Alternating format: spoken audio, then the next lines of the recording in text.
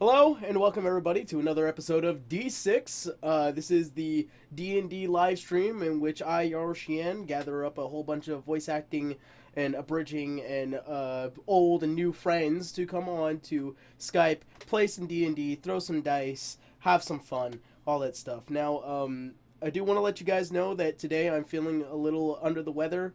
I've been sick for the past 2 weeks. I had strep throat last week and it just turned into the common cold this week, so please forgive me if some of my character voices seem out of place today.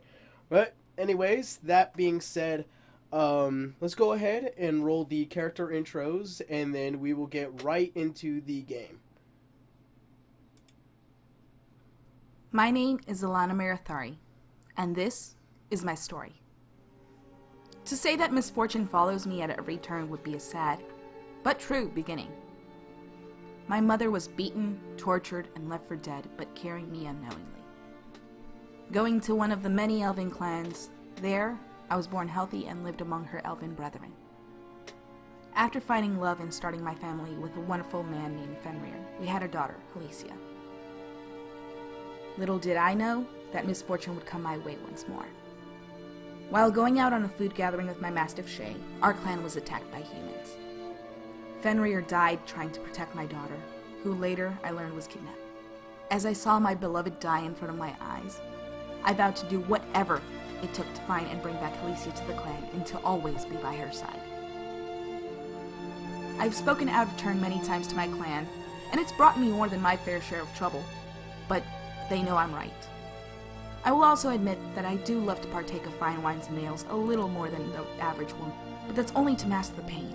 I often hide behind jokes and sarcasm. You know, it's easier to laugh at my own pain than deal with it.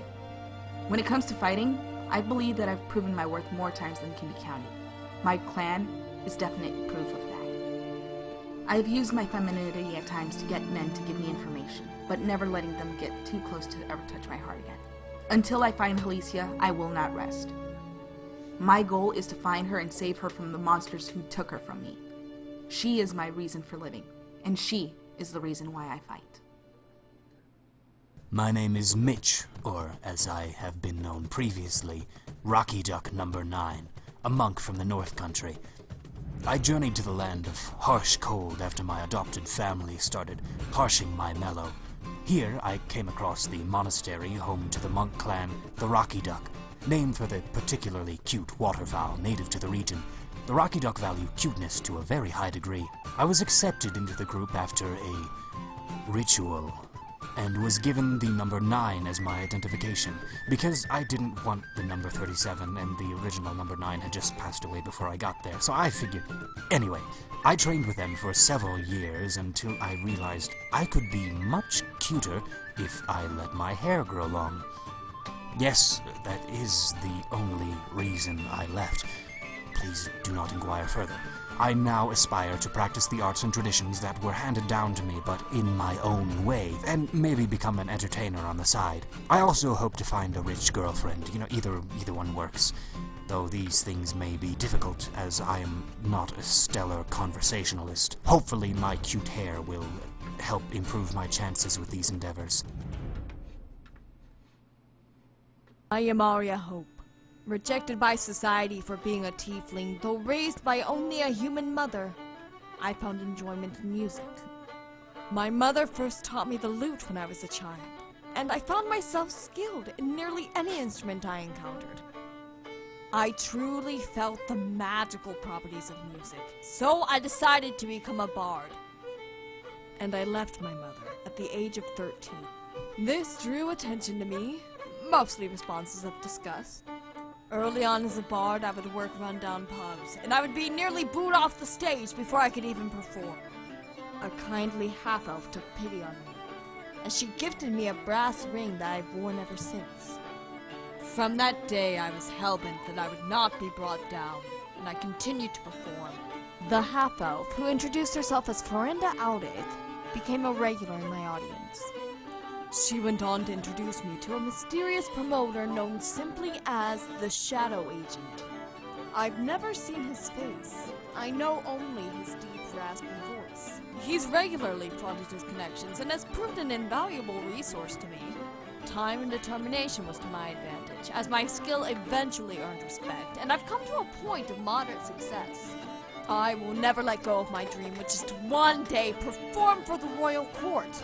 The brass ring given to me by Florinda will never tarnish, and it reminds me that I will not tarnish either.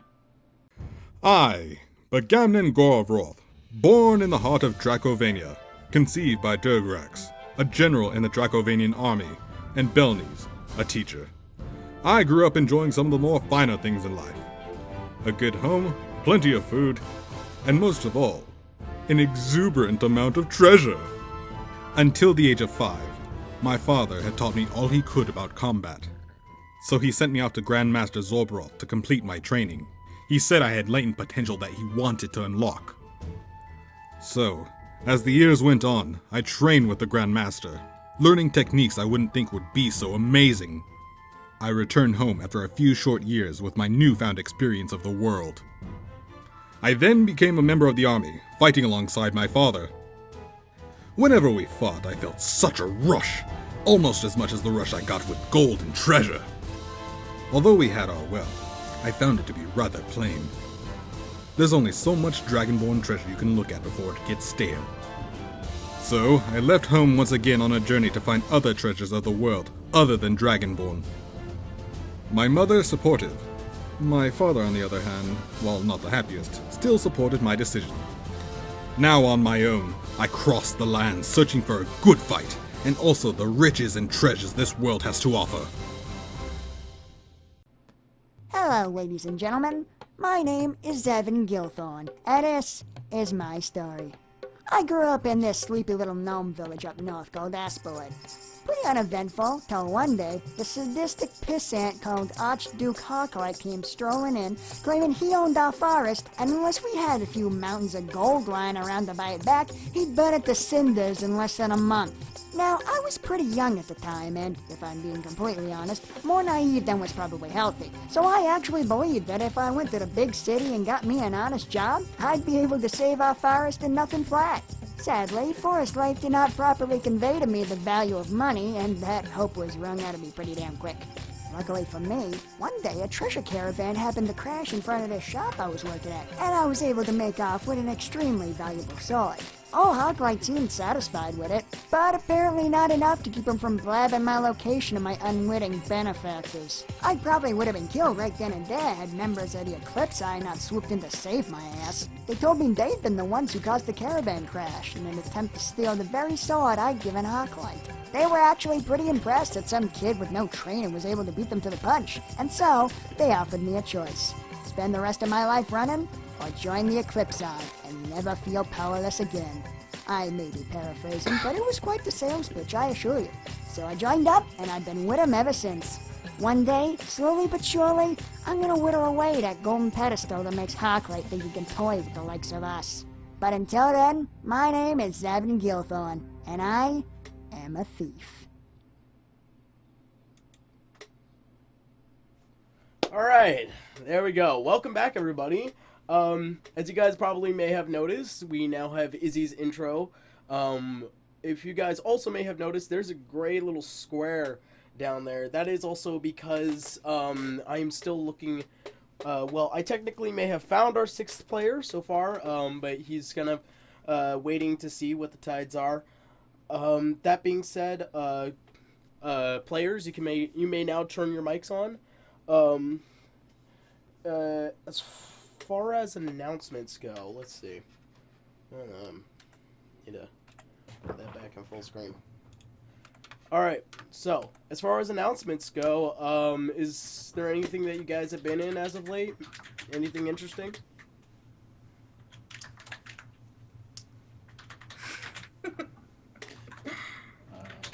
More than the usual. Yeah, I've just been editing SAO, mostly not really acting in anything.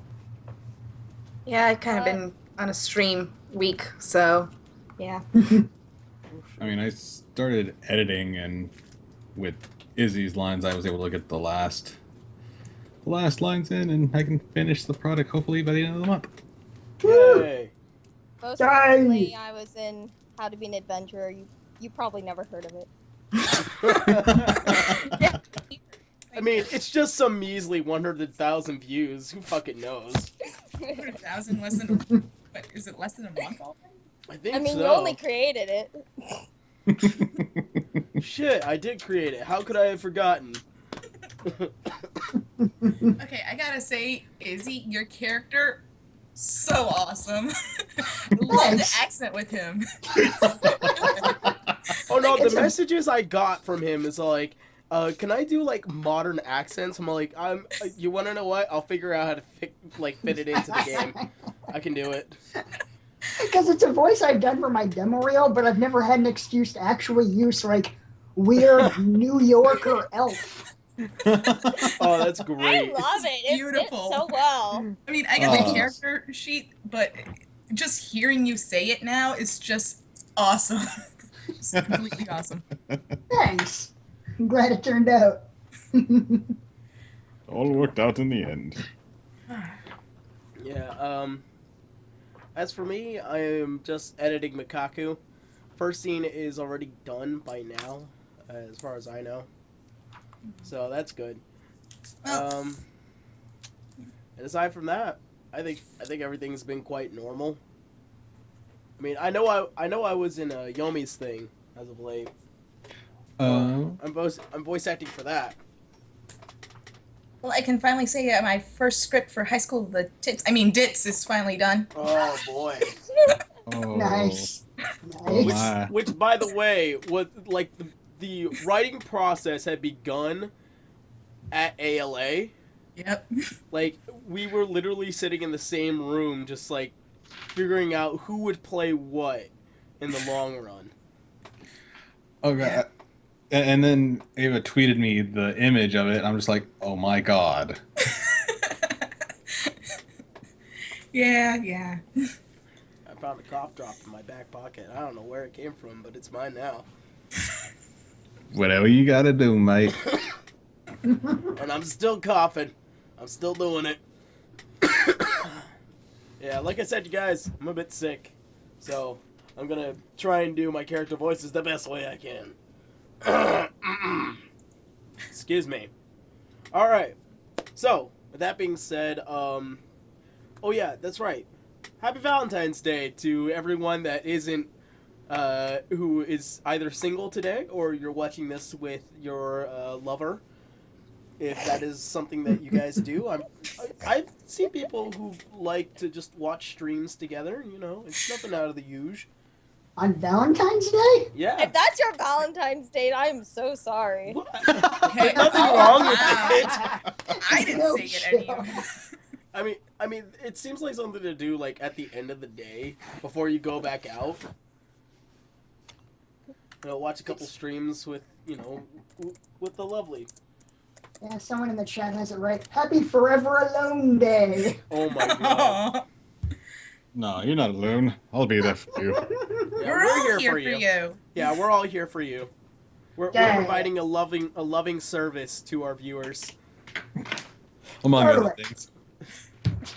Oh yeah, if you guys were here yesterday on the last stream, I had talked about how I finally reached $100 on my Patreon. So now I can come out with consistent content every month. These streams being one of them, which I will upload after I have to edit out a lot of the beginning stuff because copyright and music and all that shit. So Yeah, it's ouch. all bullshit. And last thing, I guess I have to at this point, do keep in mind is that everything I'm doing here is ran on a budget. So if you guys want to donate to the PayPal or if you want to become a Patreon, the links are down below. And if you want to check it out, do whatever. And if we get messages from the PayPal, I will read them at the end. That being said, let's begin. Alright, so, the last time we were here, you guys had just defeated a couple of ant hags, which are giant insectoid grasshopper monstrosities that had attacked you guys down at the Elgrave Mines. and you have succeeded, and unfortunately, Begamin took a pretty hard hit, but he's still walking it off, as I would assume. So, Yes. as far as everything goes, as far as everything goes, the usual, let's loot everything before shit actually begins to break down, and then, of course, your guys' contract has already been succeeded, and you may return to Tobias with Tobias, and also retrieve your reward for succeeding in your contract.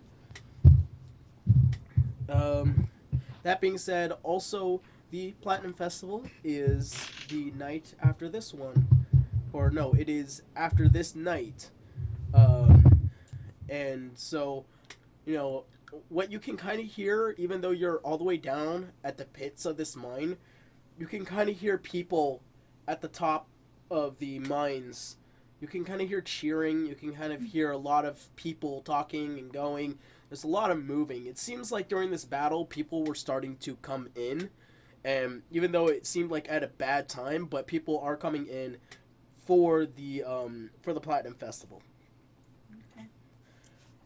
All right. So with that, what are you guys gonna do? Talk around, do what you usually do. Well, we have just finished the battle, right? Yeah. It's time to loot. All right. Time to loot the riches.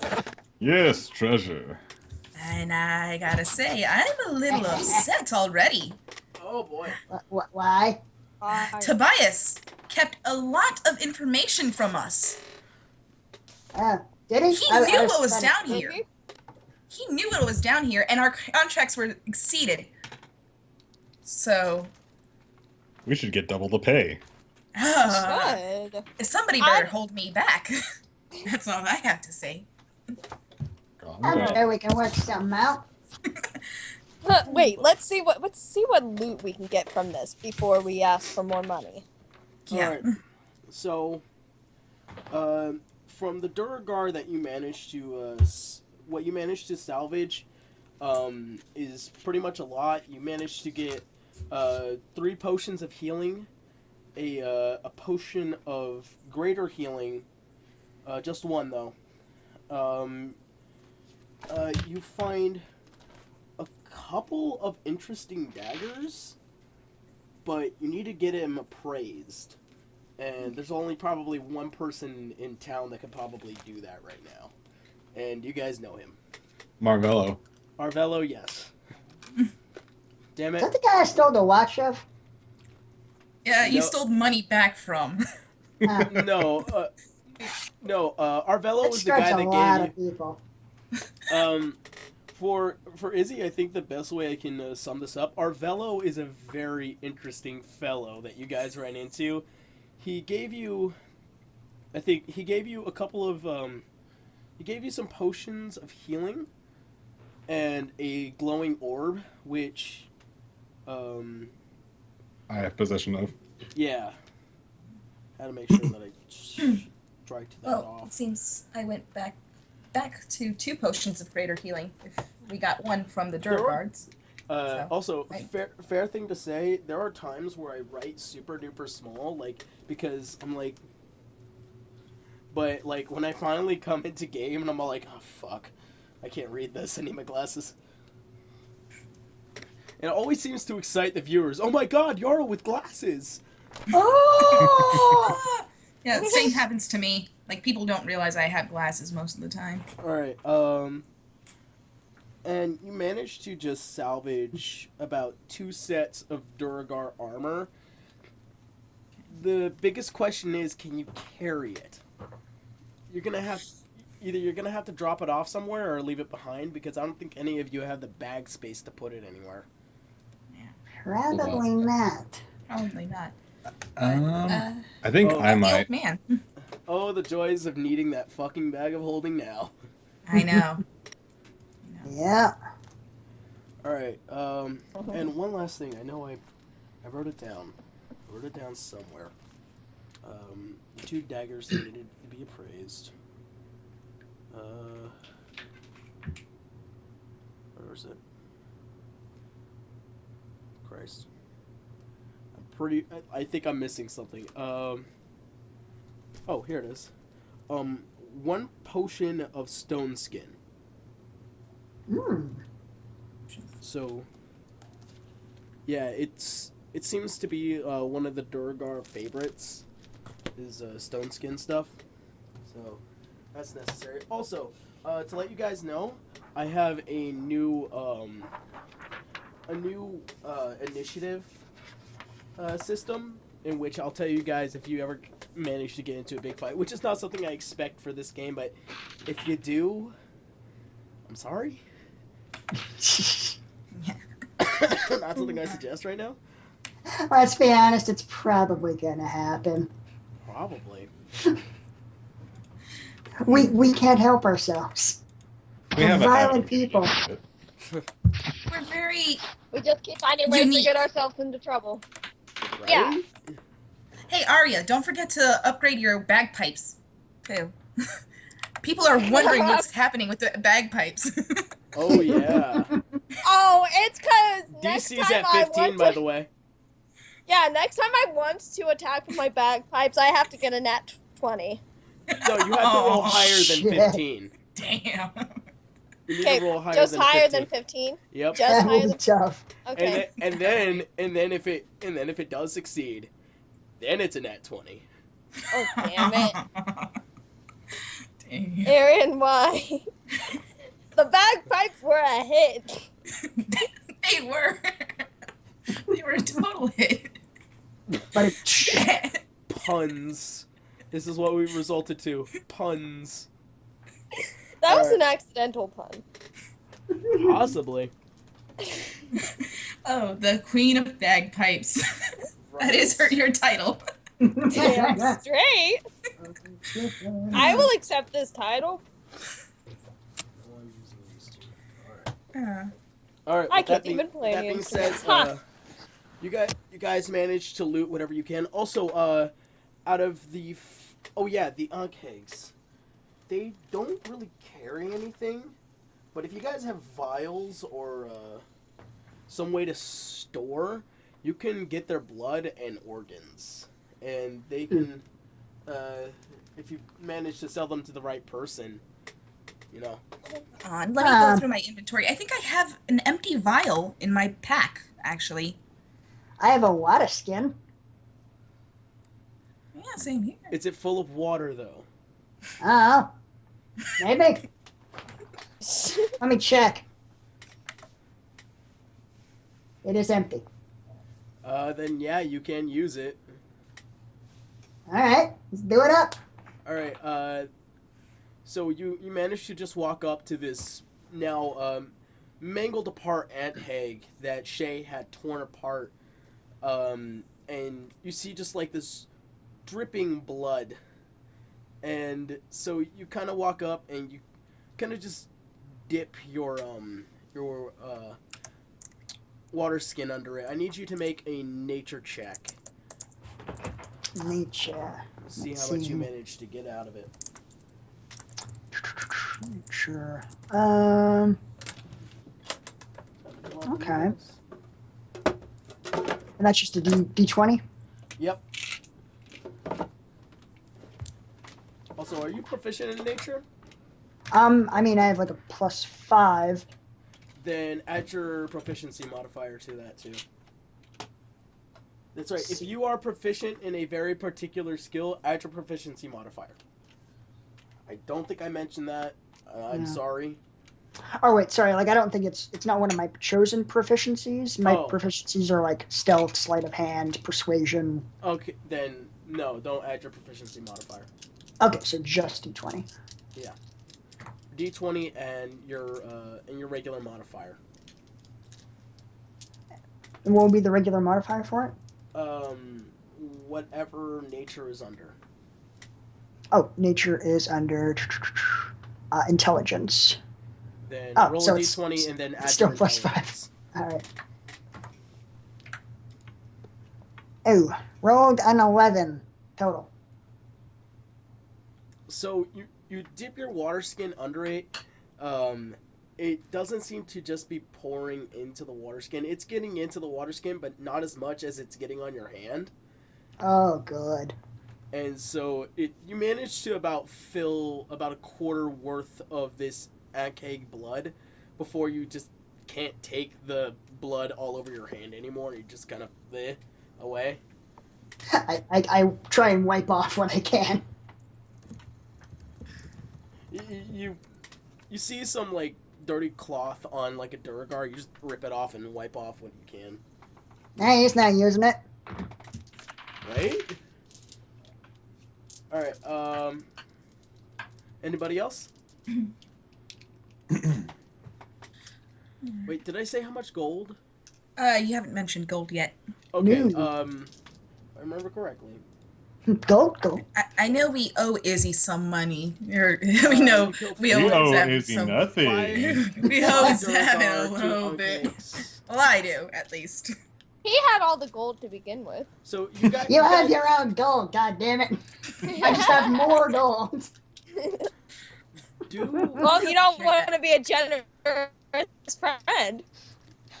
I can be generous. Well, he wants to be. Yeah.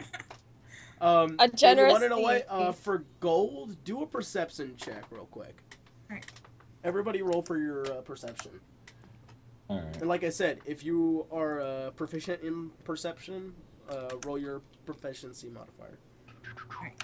Let's see, perception. Or add your proficiency modifier. On top of your regular modifier. Let's see, that would be. Oh, damn. My modifier is +3. I rolled a 23. Let's see. Plus 3. Mine's +3, and it rolled a 19. 19. Yep. I got a total of 6. 6. Izzy should become a loan shark and lend out money and threaten to break their legs if they don't pay up. Right? I'm liking this guy's ideas. I got 8 total. You got an 8 total? Yeah. Alright, between Alana and Zavin, you guys managed to double check all the Duragar, Arya and Begamin, check around. Probably altogether you guys have acquired somewhere near to 800 gold. Holy shit. Whoa. You guys killed a lot of Duragar. Yeah, we did. Split between the 4 of us. 200 each. Yeah. And so you guys were saying you owe me something? You said nothing. I don't remember I know. that. I keep my debts together, so I will give you. I'm sorry. There's How much- something that half elves have, and it's called honor. I have plenty of honor. How much do we owe him? I'm a tiefling. I don't know anything about that. Wow, throwing your own people under the bus there. It's in my blood. Jesus. All right, 200 gold. There you go. Sweet. Thank you.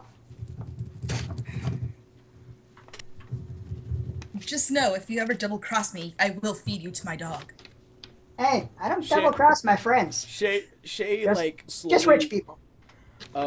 Shay like slowly walks past him, gives a like strong stare, and then walks off. I think somebody's calling me. Anyways, so you managed to loot what you can, and it seems like the 2 guards who are no, because one of the guards had died. That's right.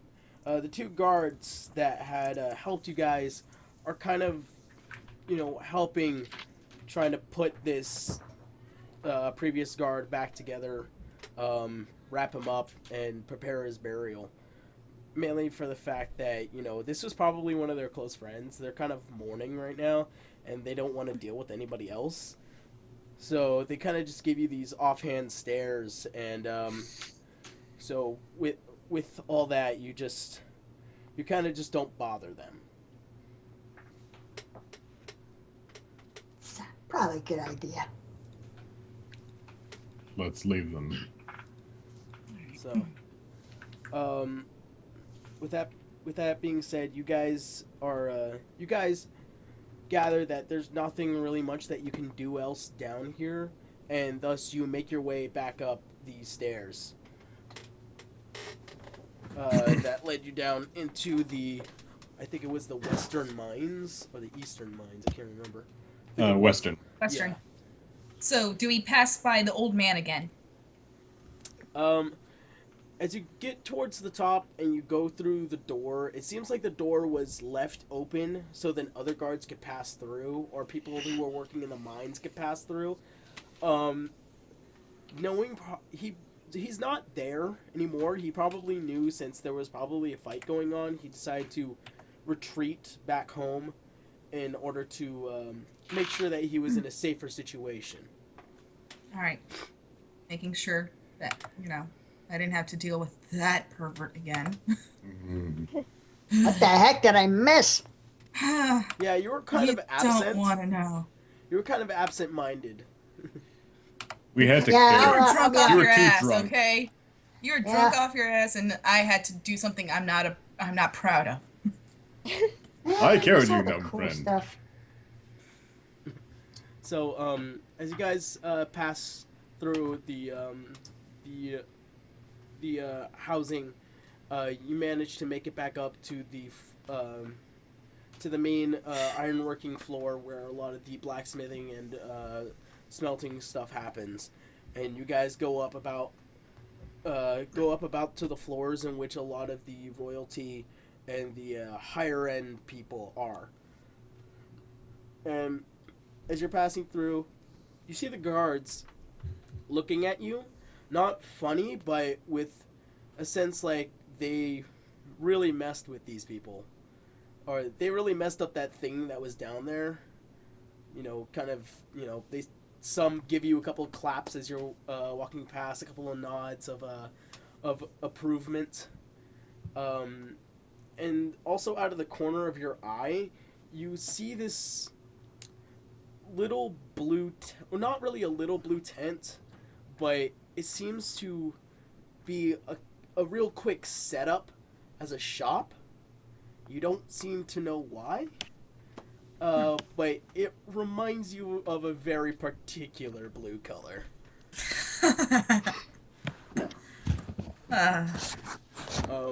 And as you're still walking past, you can still see the Algrave Mansion. So where do you guys want to go from here? I want to go confront Algrave. Let's confront Tobias. I really want to, but like I said, you have to hold me back because I am not liable for what I'm going to say to him. It's okay. I'll hold you back. I say we confront him. Let's not Seems kill like a pretty good him, idea. but let's confront him. Yeah. Let's Just go give him a Layla. nice. We'll do the talking. Yeah. All right. So as you guys get up towards the gate, you see the guard that had previously let you guys in earlier. He gives you a nod and waves you in. And as you're just walking again through this gigantic garden-like scenic view, which is pretty odd for what it is underground, and you get up to this door, and how you want to do it is up to you. Go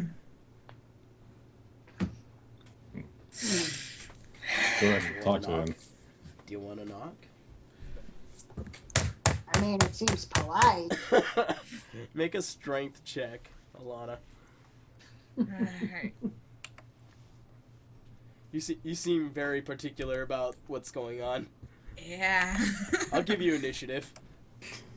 Just put your fist through the door. 14.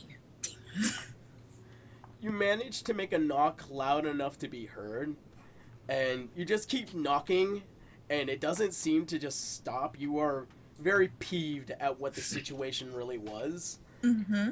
And so, as you see the door just open, you see, crap. Almost forgot his name.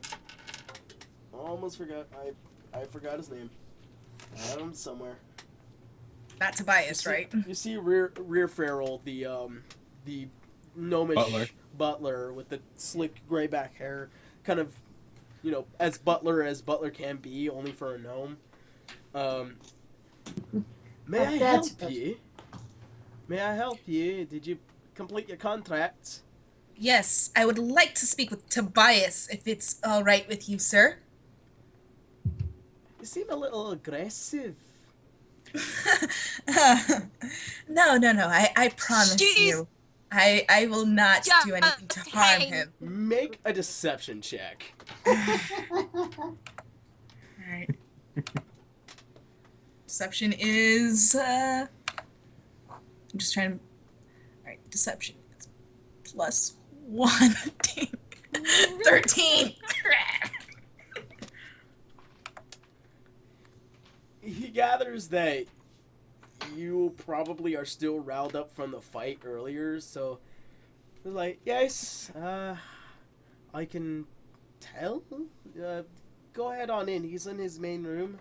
Up the stairs, around the corner, and you'll see the 2 double doors. Thank you very much. And you guys just line on the way in, and you just make a beeline for the door. These 2 closed doors. And of course, the first instinct is just to take both the knobs and push it open. Allow me.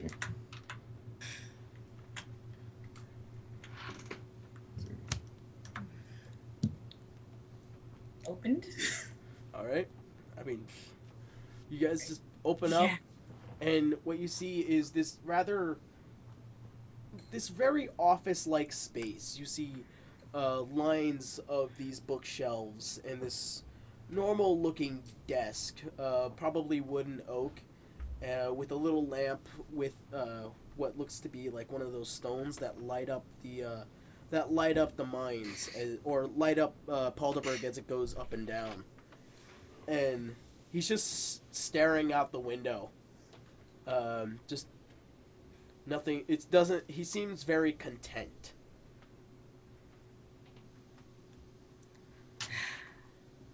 Be cool. Don't say anything you'll regret. Arya, could you please talk on my behalf? Because what I have to say... My pleasure. Okay, thank you. And he just slowly turns his head. So you have returned. Have you completed your Tobias? task? Why did you not warn us exactly how dangerous this task would be? I feel that we were misled. As adventurers, I assume you would know the circumstances of any contract that deals of this kind. I warned you, did I not? Did I not say that there was reports of other increasingly dangerous beings? But reports? We were only there Not for of the tour caliber guards. that we experienced. I think you could have been a tad more specific. You knew exactly what was there. And you only We gave had us to the battle small... an Onkreg. 2 onkegs. You knew exactly what was there. Why didn't you at least warn us of that? Do you remember the other adventurers sitting at my table? The many who have left because they understood the dangers that would await them. If you were upset about feeling like you've been swindled, I'd be more than happy to compensate you. Go on. The contract originally was set for 2,000 gold. I will move it up to 35,000. If that suits your wishes. That's a huge leap. Team huddle up real quick. But just to be clear, you said 35,000. Right? Oh, 3,500. I'm sorry, you guys. I'm pretty I'm sure sorry. you said 1,000. I'm sorry, you guys. I made a mistake. Yeah, the fucking chat's already saying it. I'm sorry. Like I said, I'm sick today. No, we'll take 35,000. Yeah, that's cool. That's cool. We find that quite agreeable. Fine. I'm sorry. I'm sorry, you guys. 3,500 That's a gold. bit more reasonable. Alright, huddle. Alright, I don't know. Do you think 3,500 it's from worth it? 2,000. What do we think? I mean, I guess that's probably okay. I'm still a bit wounded. I need to rest. Yeah, we need to get you patched up first. And that money would help for the medic at least. I say we take the deal for now. I say Yeah. we accept the money, but Yeah. we don't trust Tobias again. We have hell to no. we have to We have to also be more worry about the varied. festival tomorrow or in the morning. Also, Oh, yeah. you know, I was pretty drunk for a while. Are we still planning to rob him at some point? Oh yeah, Oh. definitely. Okay, just want to be clear. Let's see how Yeah. mine. Yeah. See how the matches go tomorrow. Yeah. Good, good. As you guys are kind of talking this over, you hear fuck, his name, Rear Farrell, bring back some other adventurers that had went to the eastern mines, and as they get up the stairs and you guys take a look back, you see the hold on, I gotta get this. You guys kind of see this lot, these 6 people, and from them you can see what looks to be a female human, kind of just kind of trudging her way through. A couple of half orcs, just walking with their heads held high. You see a male dwarf, a female, another female human, and a female gnome, kind of just walking their way through. The gnome kind of looks a little bit more roughed up, but seems to just be walking on her last legs. Ooh. And they enter, and as they do that, they kind of push past you, and they look like they probably had it rough and not as good as they were probably worse off than you guys, if you went east. And they put down this sack that looks like it's been bleeding, like there's still blood in it, and it seems to just splat on his desk, and he kind of just rears back a little bit, and the half orc, your scouts,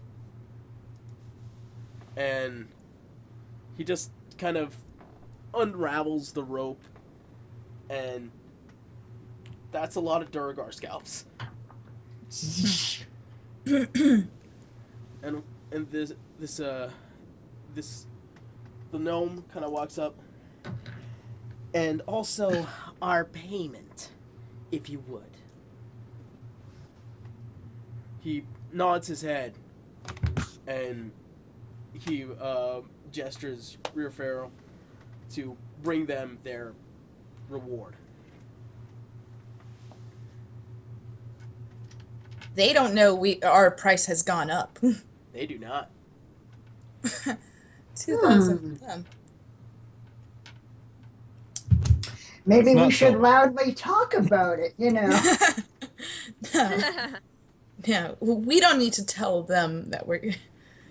After you guys were pushed away, you managed to just huddle back together and you're whispering to each other. I'll allow it. We should just loudly talk about it, and then it'll make No.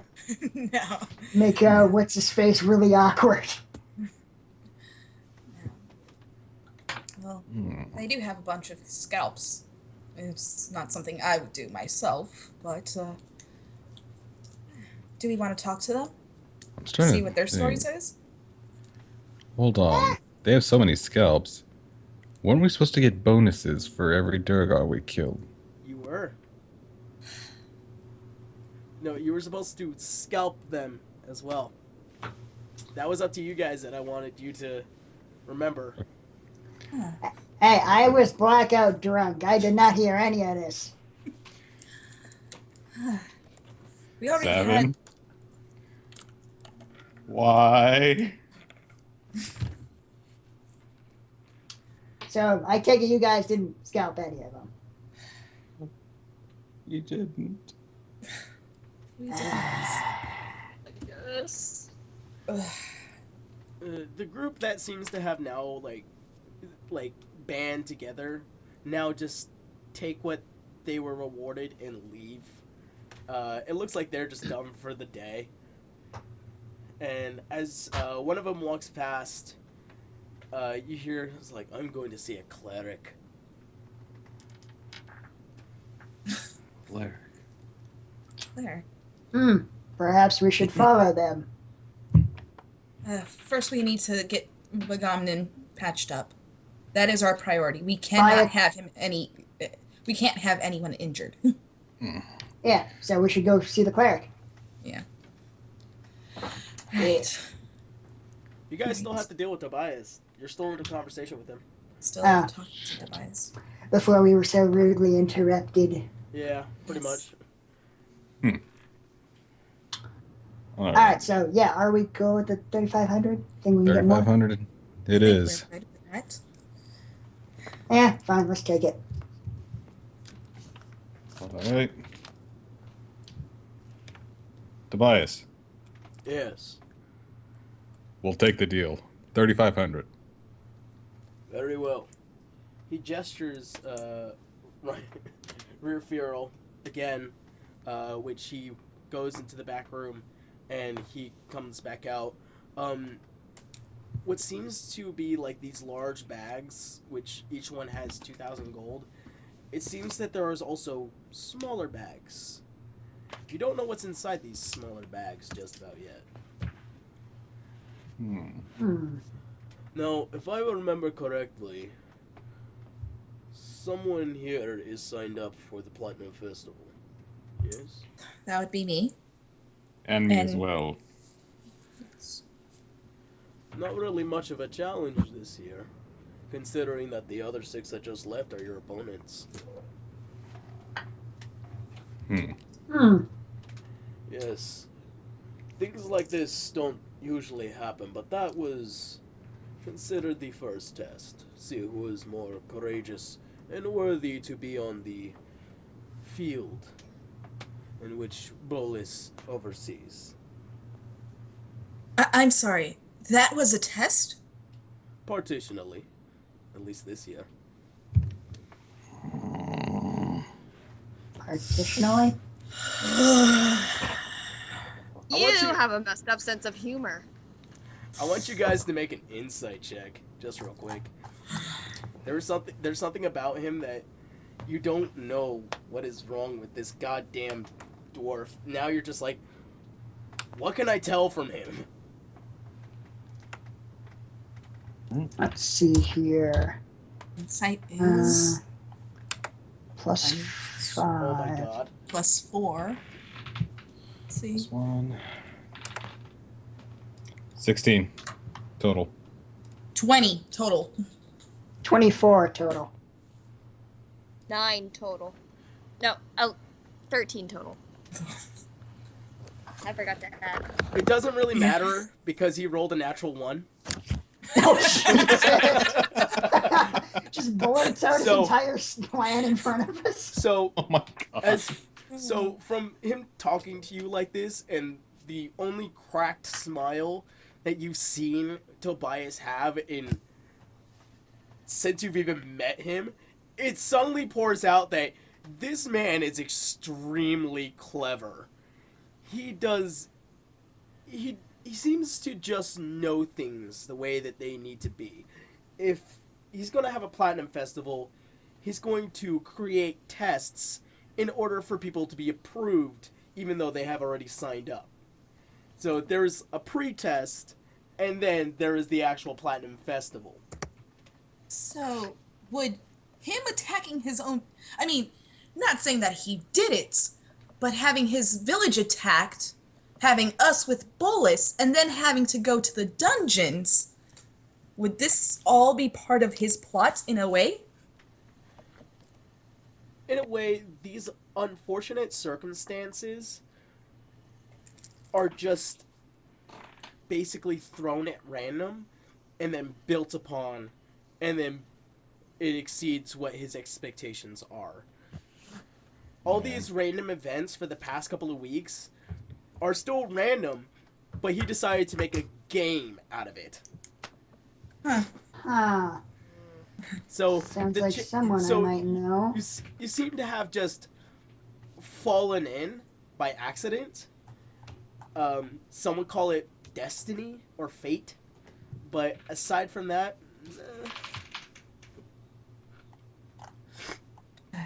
This is why I can't trust humans at all. he's not a Isn't he human. dwarf?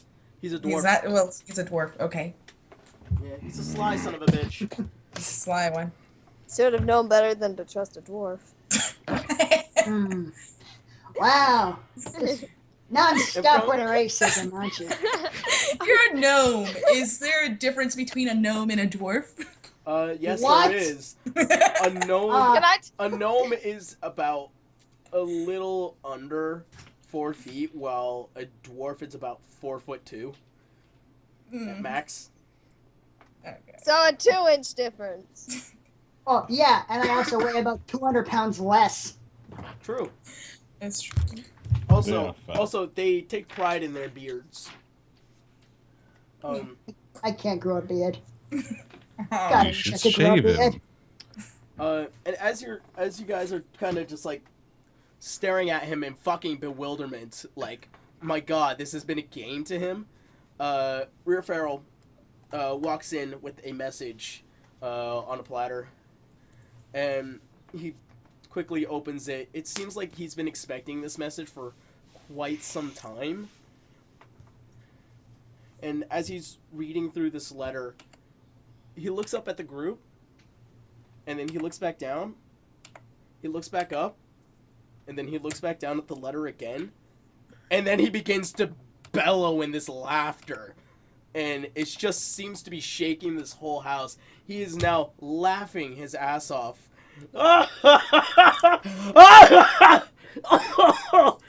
You're the ones I've been expecting. Yes?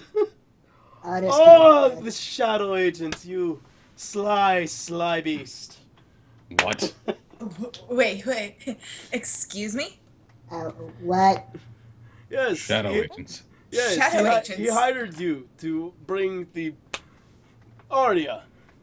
Yes, you're one of the bards performing here at the Platinum Festival, yes? Yes, I am. Aria? Oh, what a laugh. What a laugh. Why is that such a laugh? I would have never known who any of you are. You look like a very strange lot, but this explains it a lot. That tricky bastard. I've known him for years. Who? Aria, could you please explain to us what a shadow agent is? If you guys remember when I talked to you guys at the end of the stream last time, Yeah. the Shadow Agent has hired you all as personal guards and has given you some very mysterious rumors that he has heard, and they all lead up to Polderberg. And thus he hired you as bodyguards or simply extra arms as a way to make sure that his client makes it to Polderberg safely. Okay. The Shadow Agent is my promoter. And he knows everyone. Even the shady sorts. What are you calling shady? Maniacal, maybe, but not shady. Yeah. How does this seem that it's right up our alley? Alright. So, with that being Want to said, try and ask some that being said, questions. it seems like things are falling into places that you just don't seem to understand just yet. But you guys coming here to Palderberg, and this being the festival in which Arya is to play, you guys have heard your whispers of what you can find and what you want to find. There's a possibility there's possibly a lot of it roaming around here at the Platinum Festival. It's relatively large. So, with that being said, you guys just kind of nod your heads and forget this, and you go to pick up your guys' gold. And as you guys pick up your 2,000 regular gold, you look at the small pouch, and inside is about 150 platinum, which each platinum is worth about 10 gold. Sure. Oh yes, platinum. For the finite dealings that we've had to discuss, those are straight out of my mind. Interesting. With that being said, tomorrow morning is the Platinum Festival, and Arya, you are to, of course, report down at the Wayfinder Inn, where I will meet up with Bolus, and also with my good friend Kungrad, which we will be the judges for the Platinum Festival. That also being said, there will be other performers there, but I expect yours to be a little bit more interesting.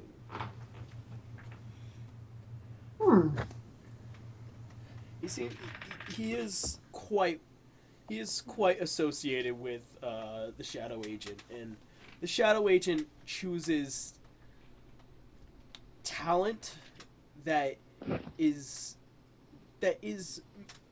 ready to be molded and brought up. And it seems like you guys just get that general idea about him, since you guys did meet him for the interview to guard Arya. So, that being said, I will see you all tomorrow morning. Right. Alright. What time is the first event? And what... The first event will be held at 9 in the morning.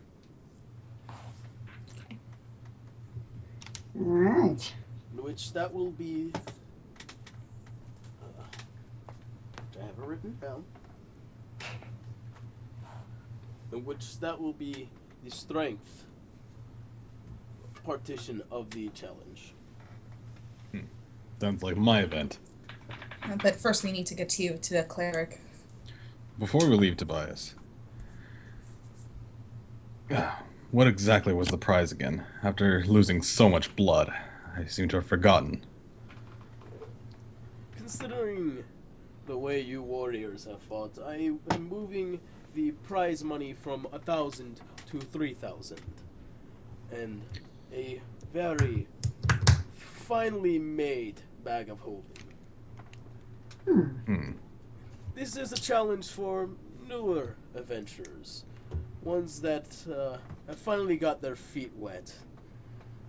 And he kind of looks down at Zavin and still sees that there's some blood stains on his hand or the hands.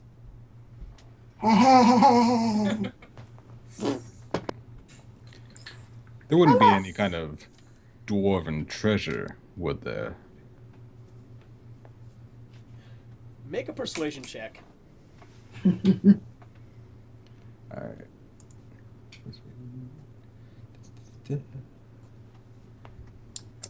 I can't. I'm trying to see my bonus for that. Oh, okay. Total of 21. You rolled a 4.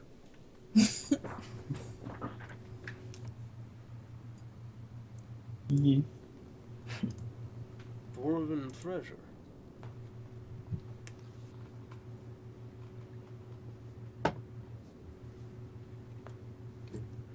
I've heard very, very good whispers. Very far, though. There is apparently a very ancient hammer. And it's somewhere to the east. Frozen. Somewhere in the ice tundras. And do remember, you guys, the sunset does not... the sun rise and east is not... The sun rising and setting is not east and west. It's north to south. North So, somewhere around the eastern tundras lies a very particular hammer. Some say it could move Earth itself. I've hunted for it in my younger days, but as I soon realized, I was not really a treasure hunter, more of a miner. I found Polderberg. I helped it grow. I found a large amount of platinum in my mines, thus making this amazing city that I have built from the ground. But if you wish to find this legendary hammer, I know of a map. It's a very rare map. It says that you can find something that you wish for. And it's somewhere in the libraries of Aurario. But as far as that goes, that's all I know. Thank you, Tobias. Oh, so I was curious. Heard some rumors that this festival's attracting some pretty big names. Anyone in particular? Anyone interested? I know many dukes, ladies that come and go through Polderberg, especially during the Platinum Festival. I don't know any by name. I prefer to keep my hands out of the politicals of the outside realm of Polderberg. And Can I see if he's lying? Make an insight check. Insight. Insight, 11 plus 5.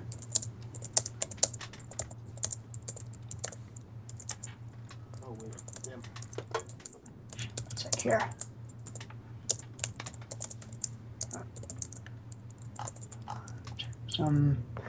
Yeah, I rolled a 10.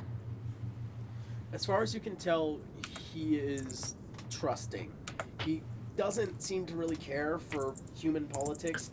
He doesn't also seem to acknowledge that Aurario is even part of a greater nation of Alanon. He just knows that Polderberg is his baby. It is his love, his grace, his everything. And he doesn't rule it with an iron fist. He's just a really, really good mayor. And as far as knowing any other nobles go, he doesn't care for them. So that's possibly a dead end. Thank you. I'm just curious. Like I said, there are possible nobles that come through this town, but I tend not to acknowledge them. Gotcha. I've heard some rumors myself, but I can't just live off rumors right now. I have eyes and ears all along Polderberg. There are things that I know, there are things I don't know. What do you think I know? What do you know of a small... Yeah. What do you know of a small little half-elf girl? I know many. You know many. Yes. The shop owner has a daughter. shop owner has a daughter. Is there anything interesting about this girl? No. As far as I know, that the shop owner having a daughter with his wife. I mean, I was practically one of the people who were present.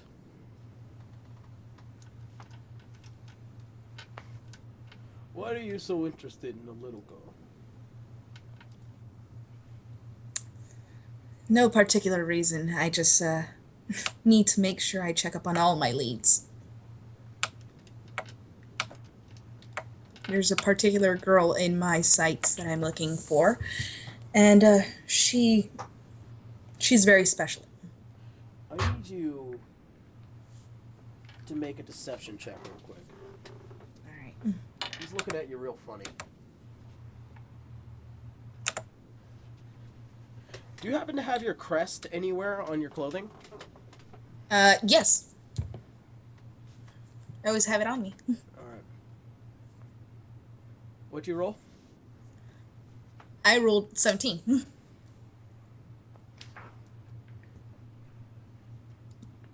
He begins to look at you, and he just scanning everything on you, and he sees your crest. The crest is very familiar to me. Where are you from? Well, I'm originally from one of the southern clans, but you can say I'm also part of that. Let me just remember the name of the details. I'm also part of the Emerald Enclave. Aye, the Emerald Enclave. Real shame what happened a few years ago. Yeah, it is.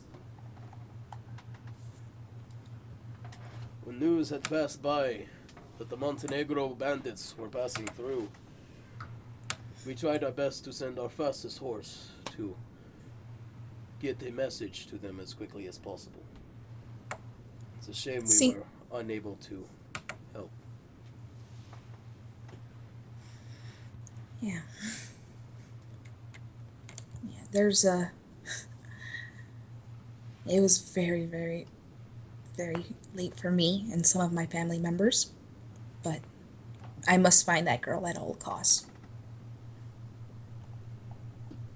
If you wish to proceed with your findings, I would suggest talking to Yaro. He was the man who tried to send the message as fast as possible, but after what happened to the Emerald Enclave, he turned into a drunk.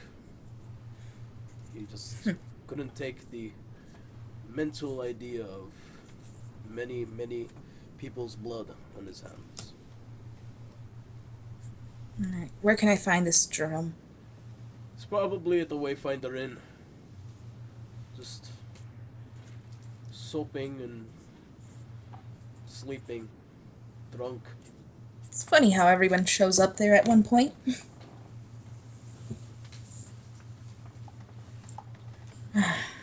Alright. He begins to notice that the one of the gems are starting to move from this relatively you see that there's a little device in the back corner where this gem is now moving from this very nice red to this kind of bluish hue. It's kind of like what it looks like as a sunset, but it's just this round jewel just floating and turning. It does seem like it's now getting late. Excuse me. Well, it is starting to get late for me, and I must prepare for tomorrow. I will have to ask all of you to please vacate until I see you all in the early morning.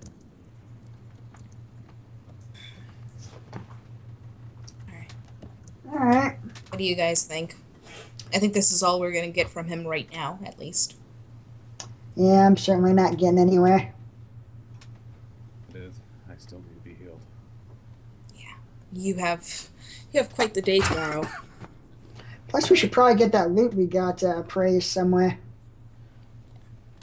Alright, so as he gestures you guys out, Farrell is now kind of guiding you out, and then as you're about to leave the door, that is probably the happiest I've seen Tobias, but also probably the saddest I've seen Tobias in the recent weeks.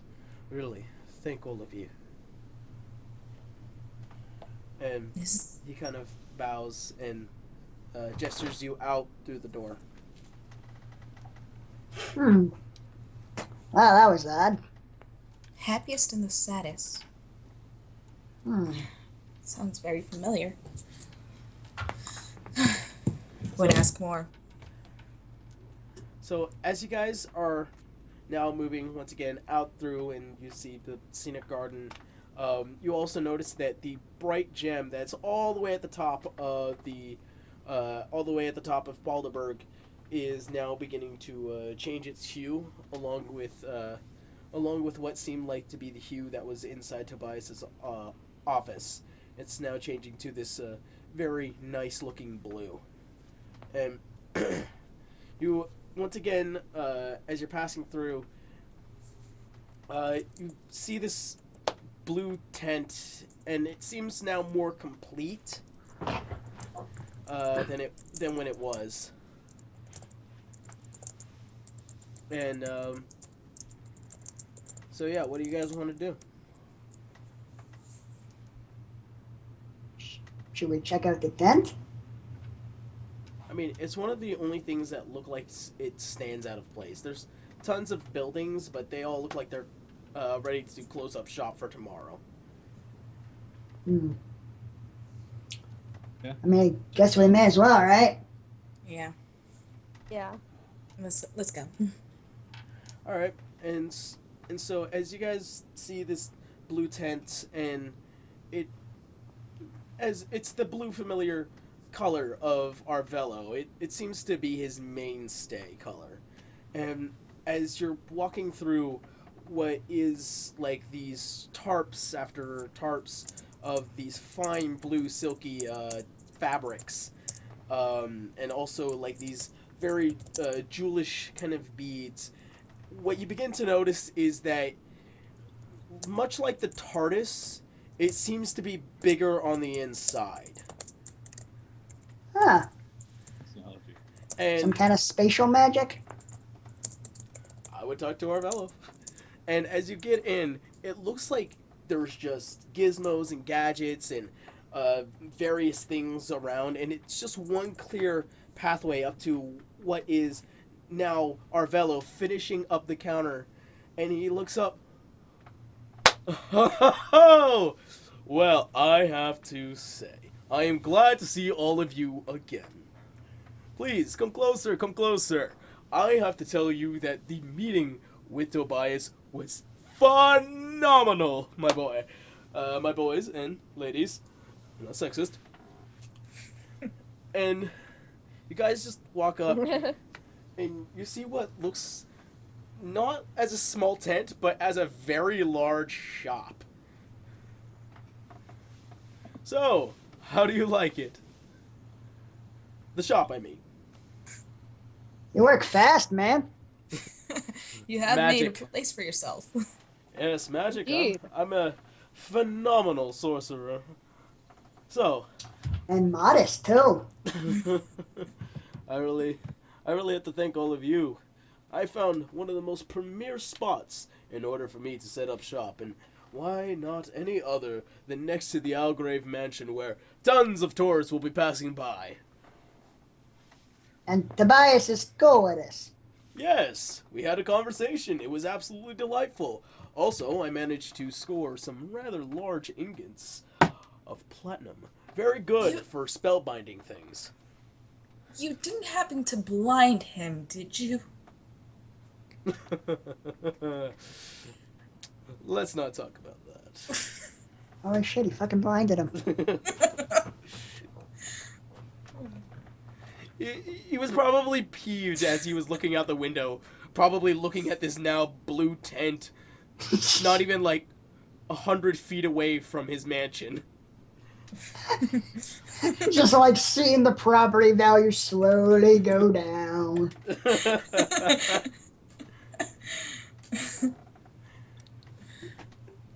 Oh, anyways, I still have to thank all of you.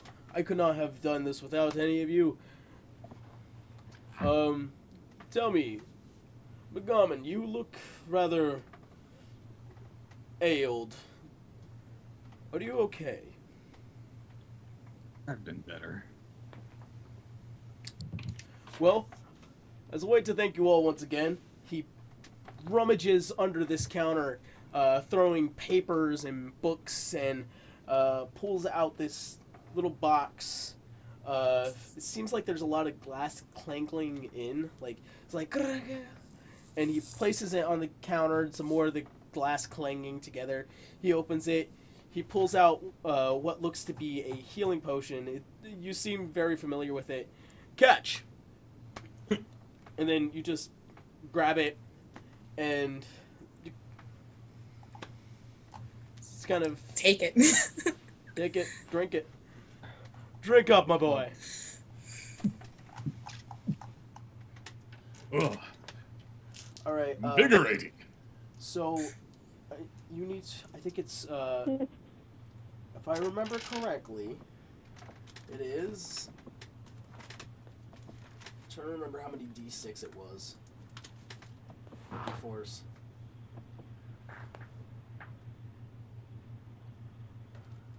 Roll 3? No. Roll 6 D4s and plus 8. And add that back to your health. Roll 6 d4s plus 8 as like the modifier? No, just as in returning to your health. Okay. 64, so I got first roll 3. Second roll 4. Second 4. Third roll 4. Fourth roll 4. Fifth roll 4. Okay, something's not right. There's no way I could have rolled 5 4s and 1 3.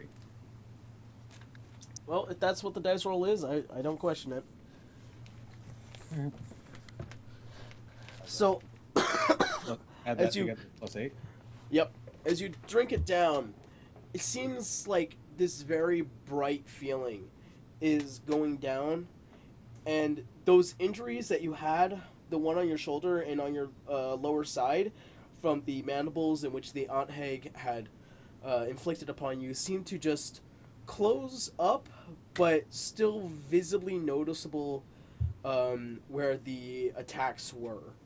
And they were pretty damn nasty, but they close up. I wouldn't... they seem to be like something that would...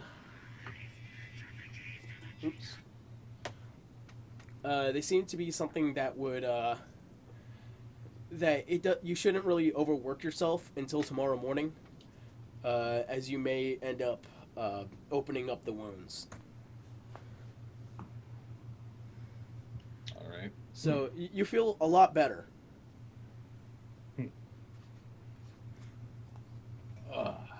Much better. Excellent. What now? Well, we got that loot we need appraised. Mind taking a look at it? So you need some appraisal, yes? Yes. All right. What do you got for me? And he seems to just do this very Captain Morgan-y kind of stand. And he looks at you with Oh my a God, cocked eye. yes. He looks at you with a cocked eye, like, I'm interested. Oh. So what, we had 2 daggers and some armor? Did we take all the armor, or did we leave some of it back? You guys couldn't fit it into your bag, so you probably had to leave it behind. Yeah. So just the weapons.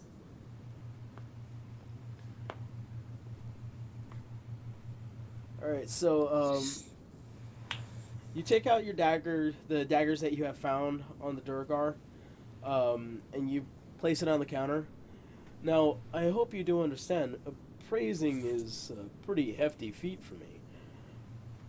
It's going to cost a little bit of gold. And how much gold are we talking here? 50 gold per dagger. 20.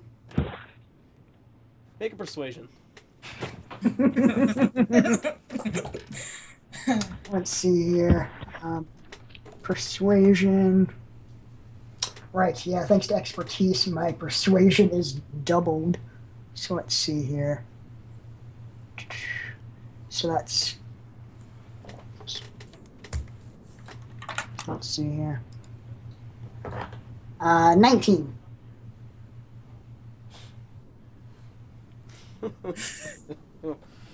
Oh, little gnome. 1 second, somebody's trying to get to me.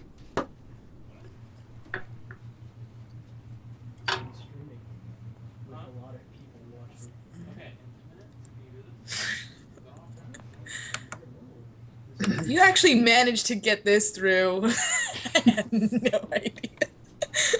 Hey, persuasion is Jesus. one of my main skills. People requesting That is flavors. one of your main skills. So yeah. Gnomes.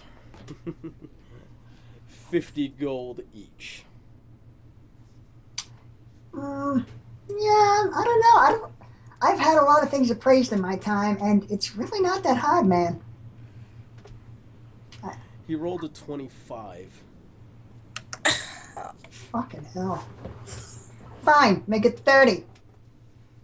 You already failed your persuasion roll. There's not really much you can do.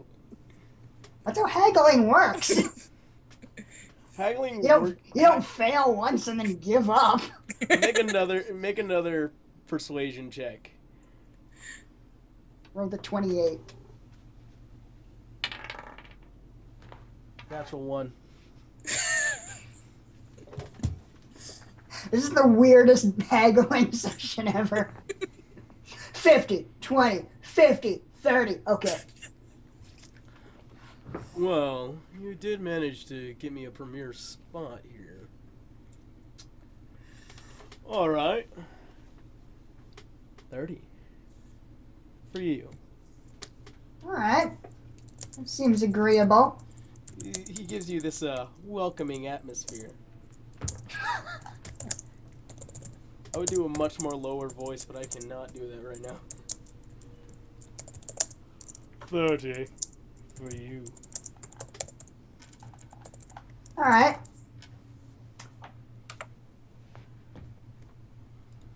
Here you go. 30 each. So 60. Make sure you strike that off your items. I totally forgot to put this on. Alright. It's nighttime. I'll put it on in a sec. So you manage to just you scrounge up your gold together and you put it down onto the counter. Alright. He gathers some equipment from below his from the counter, once again throwing aside some unusual things. At one point you see a shrunken head fly through the room. A couple of empty vials now broken off to the side, and he pulls up this rather large looking alchemic set, places it down, and then he goes back down and then pulls out this rather large looking orb. And he places it center in between these two daggers.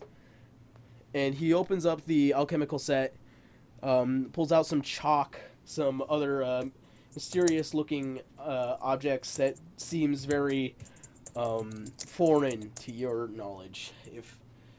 Who's proficient in alchemical sets? Let me see. Alchemy. I'm definitely not. I'm not. So no, okay, so these objects all look very foreign to you. What would alchemy be under? It will be under like proficient tools, Okay. that you would know. Yeah, I'm only proficient No. in stuff with like thieves' tools and disguise kits and forgeries. Yeah. All right, so he opens it up, pulls out these foreign-looking tools, and starts drawing multiple circles as if like he's done this for years. Even though he looks so young, but he seems to be a very skilled sorcerer. And as he completes, he then takes the daggers. He mutters some words, like some very, very quick words, and then throws the daggers up. And as the tips are right about to hit the table or the wooden countertop, they stop an inch away, and now this orb glowing and beginning to lift up off the countertop. And he begins to just now wave his hands in front of it, and then he touches the orb, and suddenly what looks like these very mysterious looking glyphs now appearing from this orb and kind of just spreading out. Like, if you remember that moment in Iron Man 2 when he made that the new element, kind of like when he slaps it together and then throws it out, kind of like that, but on a very small scale. And he's kind of just now looking through, and he's kind of just pulling these numbers around and these strange glyphs around. And oh, I see. Very interesting. Very interesting indeed. And as he's almost done finishing up, he then finds a piece of paper in which he has thrown around from behind him. He puts it down, and then he moves his hands, and these glyphs now begin to spin and then come into this singular line onto this thing and then float over this piece of paper. And then these glyphs now look like regular words. Very common words. He spreads them out and then slams his hands down onto the table, and the glyphs just seem to burn onto the paper. And then the knives just slowly return back to their placement from before when he thrown them up. And the glowing orb now returns down, and the circles now have faded away from what he had written on the table. And he takes a real deep gasp. Oh. Whew. Whew. Oh. Like I said, very taxing. Very taxing indeed. All right. Yeah, you made a real show of it. Are you all right there? Ugh. I think I should be fine. So he picks up the paper, and he begins to read through. Alright, so the first dagger seems to have a fire-based element imbued, some magic fire imbued into this dagger. From what I can tell, it isn't possessed by a separate entity, but it is imbued with magic. Alright, always good. Don't want to get possessed by my sword.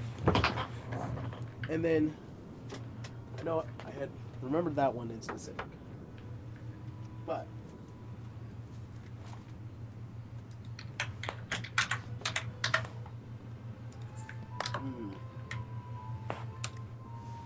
this other dagger is very particular. I wonder how you would have even found this set to begin with. Why is that? What do we got here? This is an ice-based, magically imbued dagger. A fire and ice dagger usually together. Very dangerous combination. You wouldn't want these two to clash together. What would happen?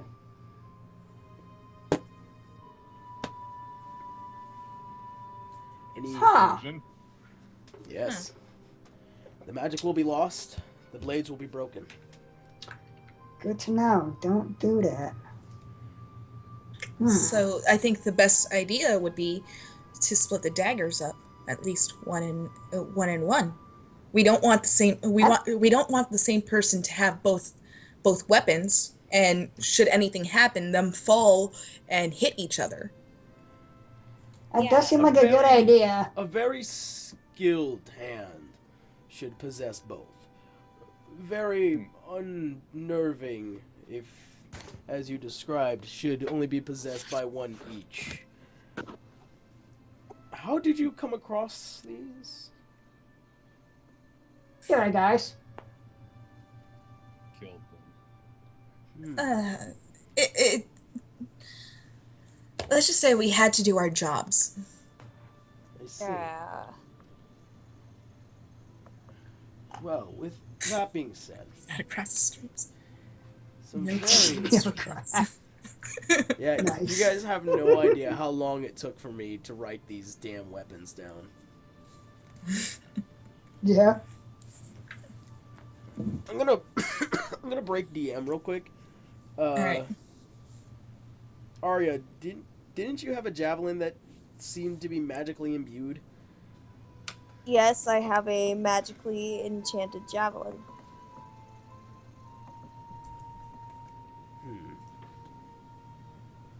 I wouldn't say it needs appraisal, but he could probably scan it if you feel it necessary to.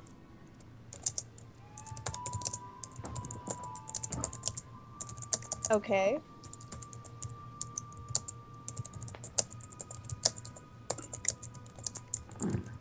So he looks over to Arya, and he sees the sheathed javelin coming from her pack. Tell me, can you bring me that javelin for a moment? Sure. Here it is. You place it on this countertop, and you kind of just scope through it, and you're just like, and he's kind of just like, and how did you get this one? It was on the deck. Yeah. More Duragar. This concerns me It was- greatly.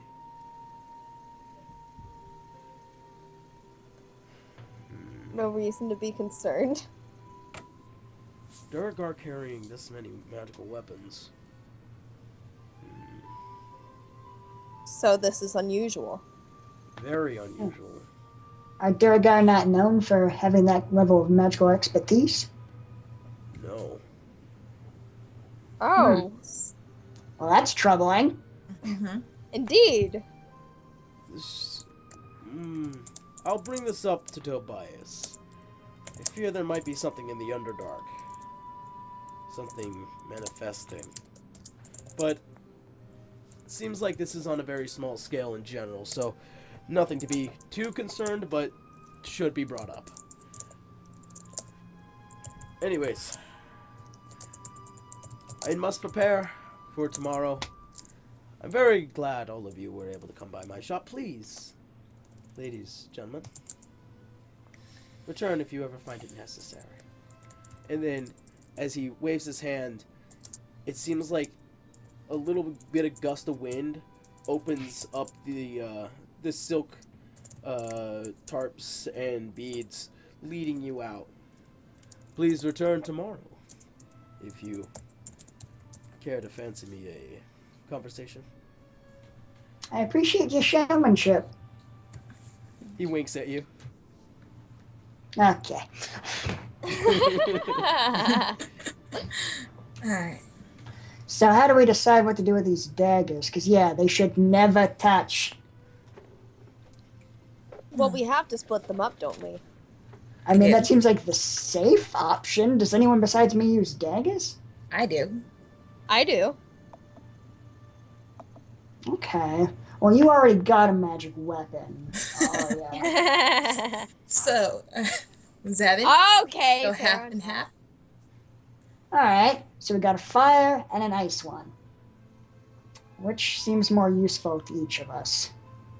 Also, with that in mind, when he did appraise him, it seems to have now revealed, the blades seem to now have taken a much more clearer shape from regular looking blades to now what looks like a flame tongue, dagger and this, icy Durgis looking, blade.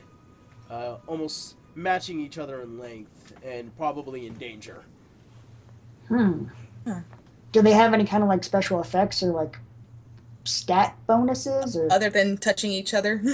I will send those cards to you guys tonight, but as far as you guys need to know, the fire dagger and the ice dagger are pretty much the same, except one does fire +2 damage and rolls for a d6, and then the ice is pretty much vice versa with ice. Okay. Alright, D6 and +2. Okay, And then Yeah. I'll give you guys the information after the stream. okay, well, do you have any kind of preference? Not really, but I would say rock, paper, scissors. Alright, make it complicated. I mean, yeah, I guess, sure, go ahead. Alright. Alright, I'm Rock, rock, paper, scissors. sure. Scissors. You want to Dice know and how paper, I'm gonna sure. do this? This is I know this is very, very complicated. But I'm gonna roll a d4. Alright. okay. Okay. The two is going to be Alana. The 4 is going to be Zavin. Alright. So you guys do a Rochambeau, and the first one goes to Alana. Alright. Come here, fire baby. Alright, so you're taking the fire dagger. Alright, I'll take the ice dagger. I mean, you can use it to chill your beers there. Your ales. I like the way you think.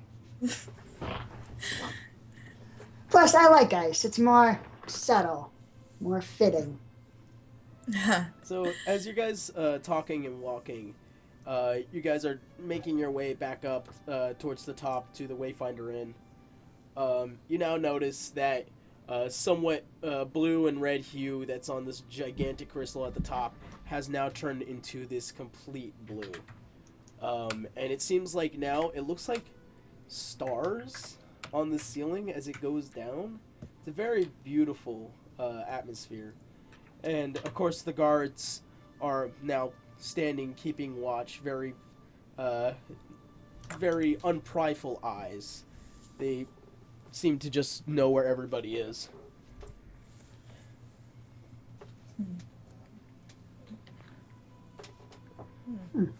I guess we just go back to the inn. Yeah. Gotta rest up for my match tomorrow. Same here. I'd love to see what this baby can do, but I think I'll hold off on her later. We will find out in due time. Now, where would this cleric be if we needed him? I think do a perception check. Alright.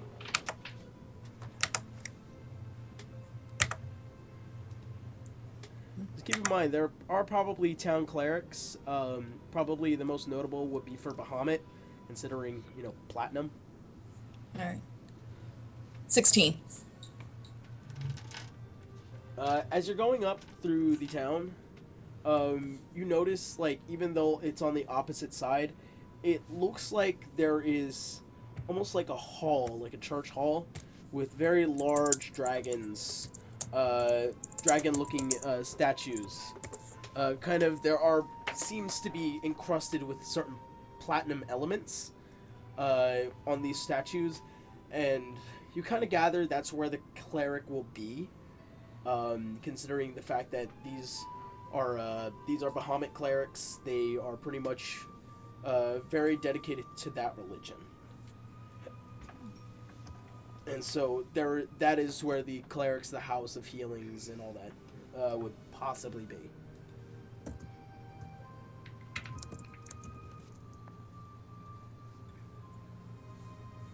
Okay.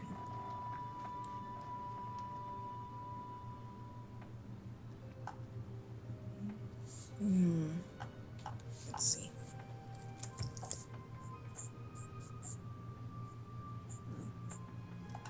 Gomnin, you still here? Yeah. What do you want to do? Not sure. Do you need to talk?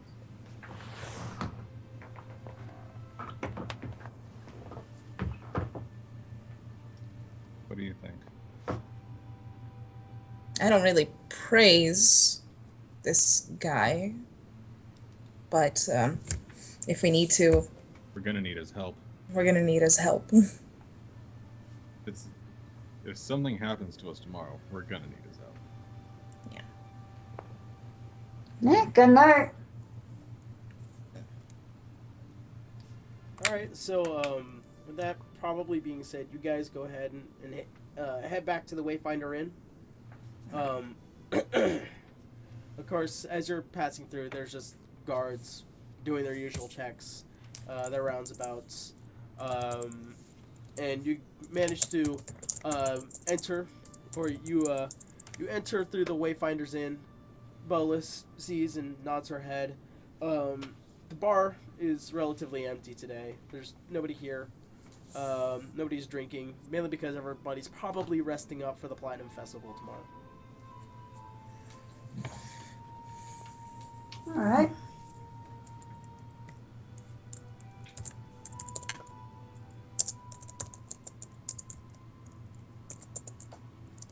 So do you guys want to probably talk to Bolas? Do you guys want to just go straight to bed? Well, I have some things that I have to do. I have to find this guy with his daughter, but With your daughter? well, with the supposed daughter. Maybe you should talk to Bolas. But I need to talk to Bolas first. See how she's doing.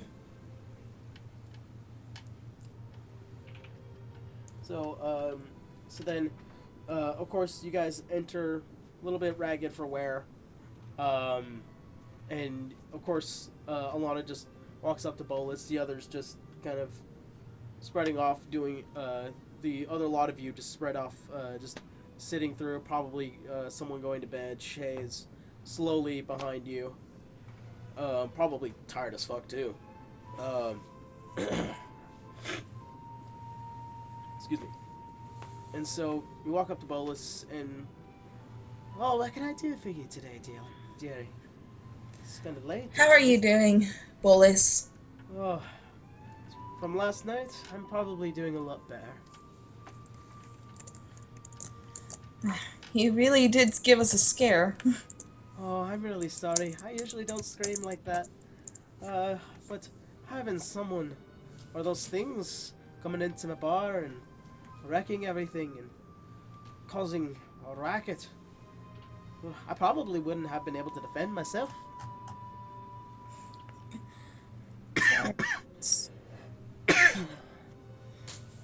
We're just glad you're safe.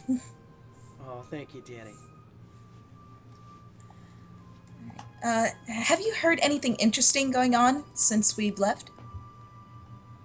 From what I heard, there was a bit of a scuffle down at the Western Mines and Eastern Mines, but as far as everything else, Jerome finally decided to just go home. Probably be back tomorrow to drink his sorrows away again.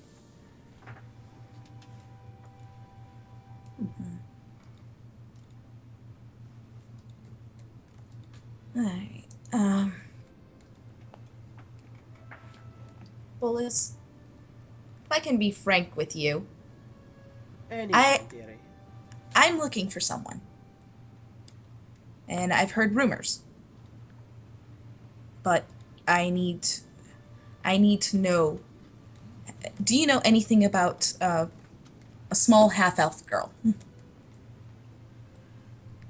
I mean, the magic shop owner, he has a daughter. In fact, I was the I've midwife. heard that. You're the midwife. Yes, I was the midwife.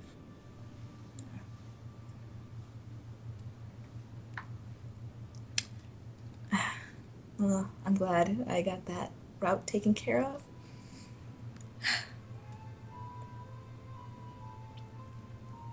I've got nothing else. Just another dead end.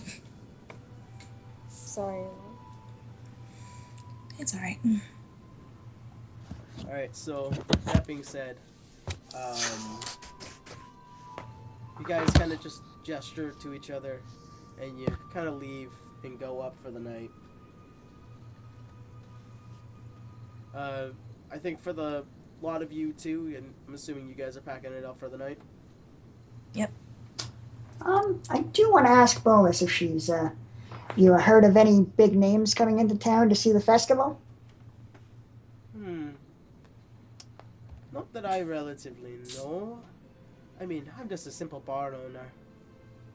So, any nobles coming through here probably would escape my ear. Gotcha. Well, thanks anyway. No problem, dearie. Alright, I'm good then.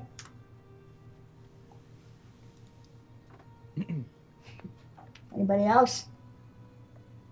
Bolus, Yes. I asked Tobias about a dwarven treasure. He mentioned a hammer in the east. Could you elaborate more on it? In my younger days, I wasn't much of a treasure hunter, so I wouldn't know anything about treasures. I mean, I've had fun in my time, but never really looked for anything extravagant. Tobias mentioned that the treasure was a hammer.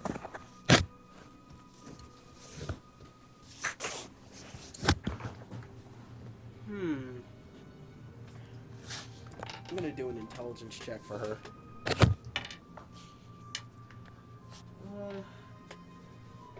No, there's nothing that I know too well, so unfortunately, if you're looking for something pretty, I'm not sure, dwarf.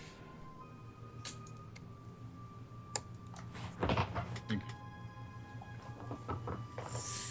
you. Alright. Well, it looks like it's closing up time. I would suggest that a lot of you start heading up to your rooms. There isn't going to be much going on until tomorrow morning. Alright. Fair enough. Oh, also, Yaro. Yeah. Am I the only, Eclipse Eye that I know of in the city? Make an intelligence check. Let's see here. Intelligence. Just general intelligence? Like nothing specific? Yeah. Alright. Rolled a 9. Like, total. As far as you know, the Eclipse Eye is not present in Polderbrook. Gotcha. Alright, so that's not going to be any help. Yeah, they seem to only be home to Auraria. Gotcha. So I'm on my own out here.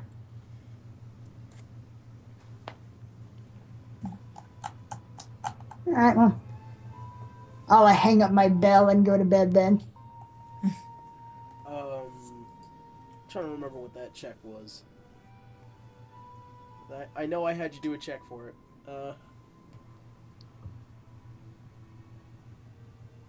Damn it.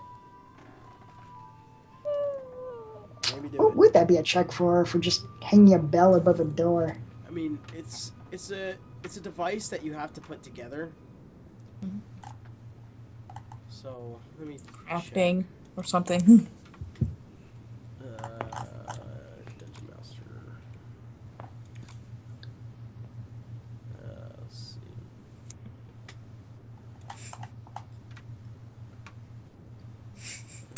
see. Oh, chat. What are they saying now? They're just being silly. Apparently, who's gonna be the next president of the chat? I mean. They wanted us to eat everything and everyone earlier. Oh, I did okay. see that. It's like, eat the gods, eat the corpses. Yes! Eat that! It's Griselda's And ghost. then karaoke. God damn it. You want to know what? Since I cannot remember for what it is right now, just do an intelligence check to just remember how you did it the first time. Alright, so that's gonna be +5. 16. Yeah, you put it back all together very quickly.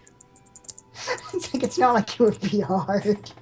It's a bell on a piece of string. Hey, if rolling a nat 1, that could have turned into What a dark fucking magic disaster. is this?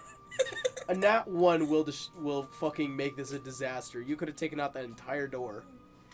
Fuck.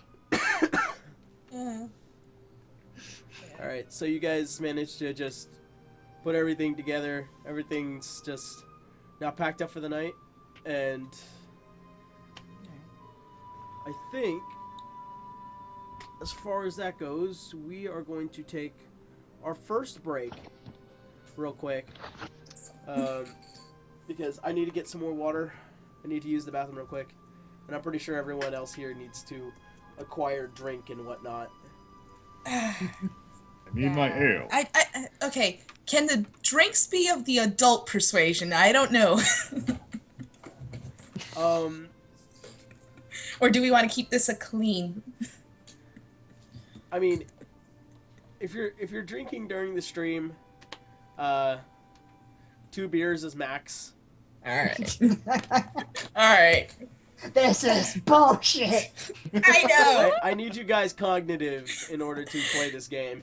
I think Zavin might be able to get away with it, but Hey! Lana's got some good drinking power. well, I mean, she didn't get to find her powers. daughter yet, so she might be a bit.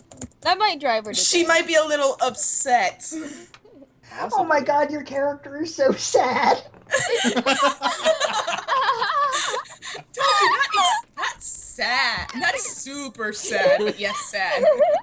So sad. Can't She find a daughter lost her that tries to daughter drink. and leaves her to 2 alcoholism. beers, that's discrimination. Yes, it is. Alright, That's guys. discrimination. Alright, you guys. So Alright. 3 deep, 5 me. we're going to take a. Let's see, where are we at right now? We're gonna take a 7-minute, 7-minute break, maybe 10. Should I find it necessary? I'll play the character intros again for the viewers in case those who have just managed to come in, and gather what you need. Be back at 8 on the dot. And of course, remember you guys, go ahead and turn off your mics, and then we will go ahead and re-roll the character intros. Alright. Alright, be back in a bit. See ya. My name is Alana Marathari, and this is my story. To say that misfortune follows me at every turn would be a sad, but true beginning. My mother was beaten, tortured, and left for dead, but carrying me unknowingly. Going to one of the many elven clans, there I was born healthy and lived among her elven brethren. After finding love and starting my family with a wonderful man named Fenrir, we had a daughter, Alicia. Little did I know that misfortune would come my way once more. While going out on a food gathering with my mastiff Shay, our clan was attacked by humans. Fenrir died trying to protect my daughter, who later I learned was kidnapped. As I saw my beloved die in front of my eyes, I vowed to do whatever it took to find and bring back Alicia to the clan and to always be by her side. I've spoken out of turn many times to my clan, and it's brought me more than my fair share of trouble, but they know I'm right.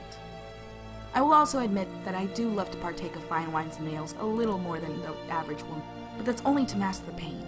I often hide behind jokes and sarcasm. You know, it's easier to laugh at my own pain than deal with it. When it comes to fighting, I believe that I've proven my worth more times than can be counted. My clan is definite proof of that. I have used my femininity at times to get men to give me information, but never letting them get too close to ever touch my heart again. Until I find Alicia, I will not rest. My goal is to find her and save her from the monsters who took her from me. She is my reason for living, and she is the reason why I fight. My name is Mitch, or as I have been known previously, Rocky Duck number 9, a monk from the North Country. I journeyed to the land of harsh cold after my adopted family started harshing my mellow.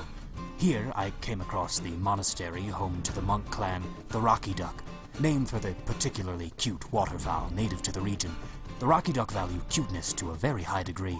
I was accepted into the group after a ritual, and was given the number 9 as my identification, because I didn't want the number 37, and the original number 9 had just passed away before I got there, so I figured...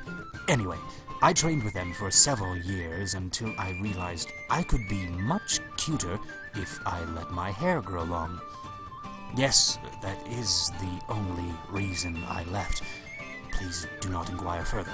I now aspire to practice the arts and traditions that were handed down to me, but in my own way, and maybe become an entertainer on the side. I also hope to find a rich girlfriend. You know, either one works. Though these things may be difficult, as I am not a stellar conversationalist. Hopefully my cute hair will help improve my chances with these endeavors. I am Arya Hope. Rejected by society for being a tiefling, though raised by only a human mother, I found enjoyment in music. My mother first taught me the lute when I was a child, and I found myself skilled in nearly any instrument I encountered. I truly felt the magical properties of music, so I decided to become a bard. And I left my mother at the age of 13. This drew attention to me, mostly responses of disgust. Early on as a bard, I would work rundown pubs, and I would be nearly booed off the stage before I could even perform. A kindly half-elf took pity on me, and she gifted me a brass ring that I've worn ever since. From that day, I was hell-bent that I would not be brought down, and I continued to perform. The half-elf, who introduced herself as Florinda Audit, became a regular in my audience. She went on to introduce me to a mysterious promoter known simply as the Shadow Agent. I've never seen his face. I know only his deep, raspy voice. He's regularly flaunted his connections and has proved an invaluable resource to me. Time and determination was to my advantage, as my skill eventually earned respect, and I've come to a point of moderate success. I will never let go of my dream, which is to one day perform for the royal court. The brass ring given to me by Florinda will never tarnish, and it reminds me that I will not tarnish either. I, Bagamnon Gorovroth, born in the heart of Dracovania, conceived by Durgrax, a general in the Dracovanian army, and Belnies, a teacher. I grew up enjoying some of the more finer things in life. A good home, plenty of food, and most of all, an exuberant amount of treasure. Until the age of 5, my father had taught me all he could about combat. So he sent me out to Grandmaster Zorbroth to complete my training. He said I had latent potential that he wanted to unlock. So, as the years went on, I trained with the Grandmaster, learning techniques I wouldn't think would be so amazing. I returned home after a few short years with my newfound experience of the world. I then became a member of the army, fighting alongside my father. Whenever we fought, I felt such a rush, almost as much as the rush I got with gold and treasure. Although we had our wealth, I found it to be rather plain. There's only so much Dragonborn treasure you can look at before it gets stale. So, I left home once again on a journey to find other treasures of the world, other than Dragonborn. My mother supportive. My father, on the other hand, while not the happiest, still supported my decision. Now on my own, I crossed the land searching for a good fight, and also the riches and treasures this world has to offer. Hello, ladies and gentlemen. My name is Evan Gilthorne, and this is my story. I grew up in this sleepy little gnome village up north called Aspoid.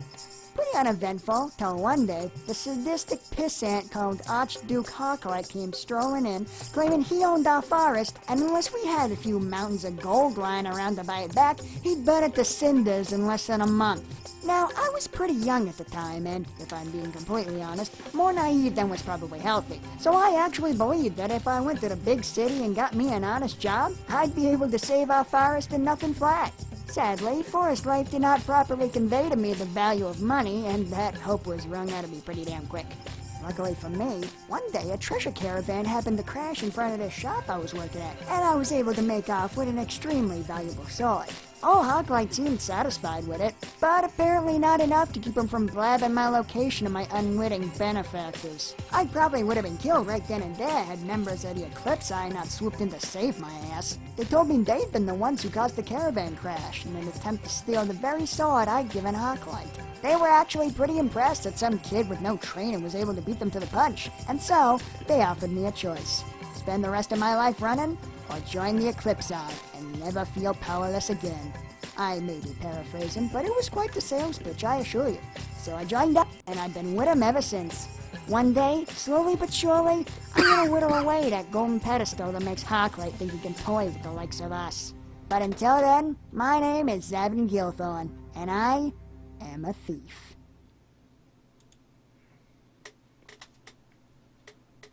Alright, everybody, welcome back.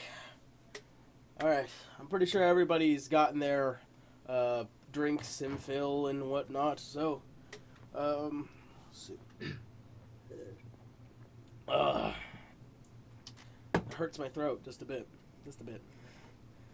Alright, so, where we left off, you guys had gone off to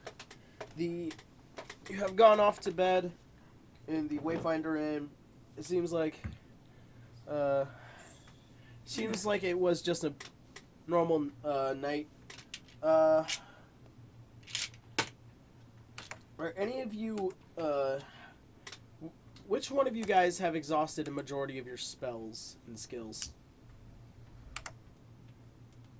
I've only used one of my spells, so. Okay. I don't have any spells. I I guess I have minor illusion, but I haven't used it yet.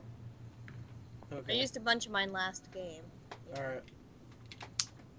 Alright, with a long rest, you, this being one of the longest rests, and it feels probably relatively good, taking this time, you get all your spells and skill, points back, to use again for today. Sweet! So this is what the usual cycle is. You guys go to sleep, short, long rest, and you guys get your skills and spells. Alright, so you guys just wake up. It's an everyday morning, but as you guys are looking out through your windows, trying to remember who had window rooms. I know Begaman. Begaman had a pretty well encased room. That I did. So, Arya, Zavin, and Alana, you see that the town that was usually, you know, a pretty well settled town with quite a few people is now bustling. It is loud out there. It is very bright.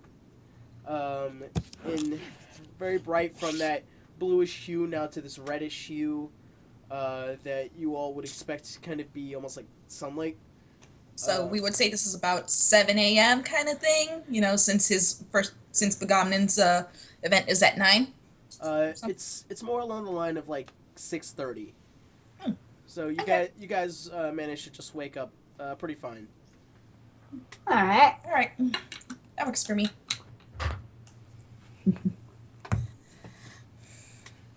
Just keep in mind, when I said that it had just turned into that bluish hue, that was probably in the early night, somewhere around 8 to 9. Okay. So you guys had a really long rest. All right. Excellent. That's good. All right. I make sure to pack up my bell and everything. You just do it. You knew how to put it up. You know how to take it down. All right, let's wake up Shay. Shay, you can kind of hear the grogging dog sounds as the clicking of the nails on this hardwood is now very apparent. You can kind of hear a little bit of a whine and scratch on the outside of the door, which, if I'm sure that you've left Shay outside the door every time. Yep. So you kind of hear this slight scratching from Shay wanting to return to its master. Yeah. Okay, Like boy. All right. So of course, Alana is the first one out of her room. About everybody else. Do I need to wake up Arya? Oh no, Arya, are you awake? Yes. The tiefling is awake. I'm awake. I'm awake. I have to perform today. Okay. I just wanted to send my dog in just to give you a small little kiss to wake you up. At 6:30. I can barely hear you. Yeah, breaking up quite a bit. Yeah, just a little. Huh. There we go. Yeah. And by the way, chat, we are the presidents, not you guys. Yeah. So, you guys wake up and apparently my connection is bad. Oh my fucking god! It's because these people are trying to call me.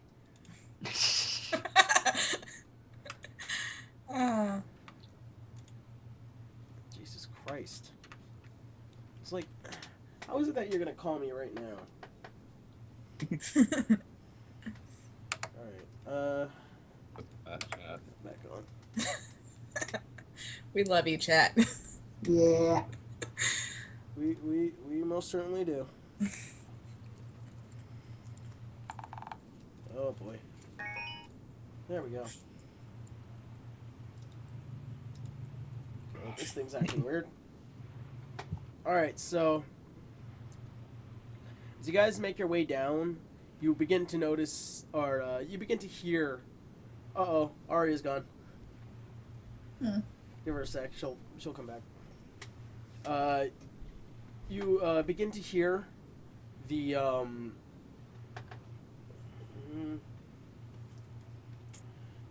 the bustling of people down there. Probably last minute signups, and they're all being turned away. Hello? Uh-oh. At you. Yeah, you're reverbing. Really? Yeah. I can't catch a break. Headphones, man. I have headphones. Why is it reverbing? I don't know. I'm on my phone right now because the internet went dumb on my laptop.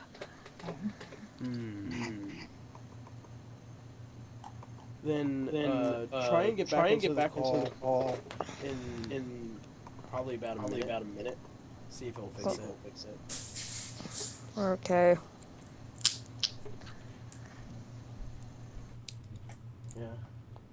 Yeah, I'm trying to get the music back because apparently this thing is acting dumb. Stop acting dumb. Yeah. It's all falling apart. Yeah, just a little bit. Just a teensy weensy bit. Sorry, chat.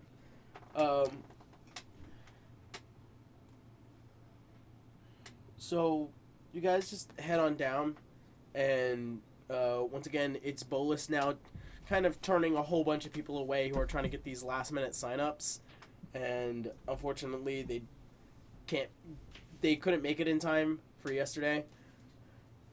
So, that being said, you guys just head up, and she looks at you and is like, "Oh, hello, dearies. Is there anything that I can help you with? Sorry if I'm a little tattered first thing in the morning." Are you okay, Bolus? Oh, I've been turning away people all morning. For the Platinum Festival? Yes. Oh, I mean, the giant ring now in the center, it's all set up and nice to look pretty, but everybody trying to come in for their last minute entries, it's very annoying. It's just too early in the morning to be asking an old lady like me. Is there anything we can do to help you? Oh no, I should be fine. I'm just turning away a couple of idiots. Or have there been any players that you deem, I would say, worthy of being at our level? Well, we already have the proved, and you two are already on the list. So, I wouldn't worry too much. That's reassuring. Indeed. So there's eight people in all.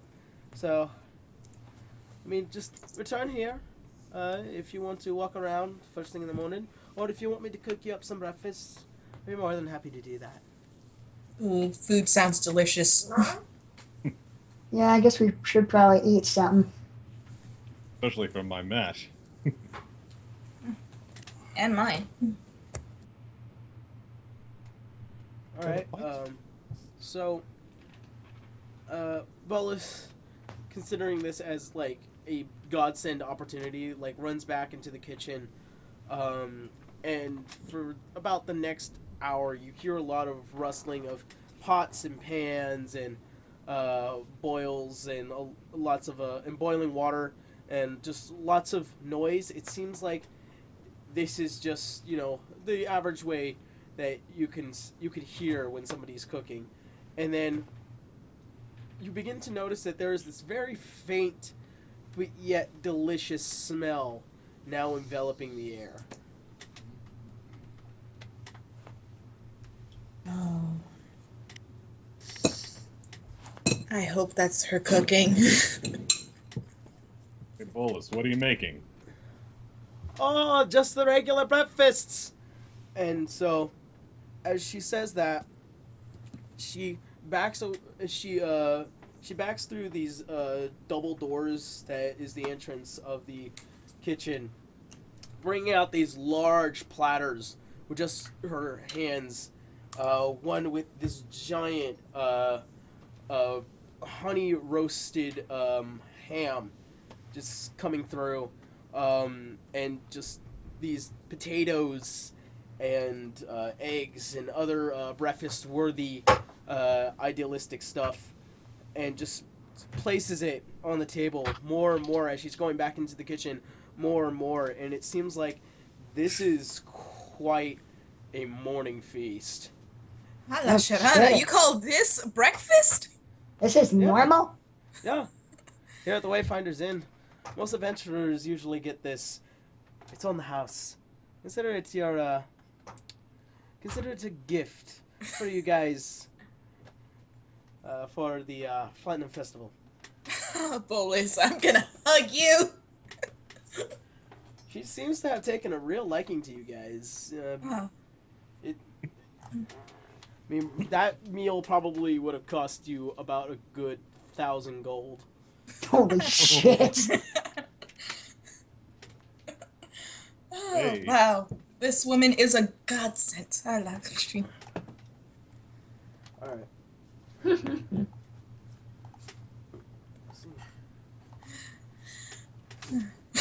So, with that being said, you guys just begin to eat this gigantic feast. And it is for the whole group. Even though she knows that the two of you are for the Platinum Festival, she is, there for the whole group. Woot. Yeah. Try and fix everything here. Oh my god, you crazy people. Oh, God. Do not read the chat right now. No, of course I'm gonna read it. Oh. Are you talking about what I think you're talking about? Yeah. Bolus, you lucky woman. Roll for intimidation.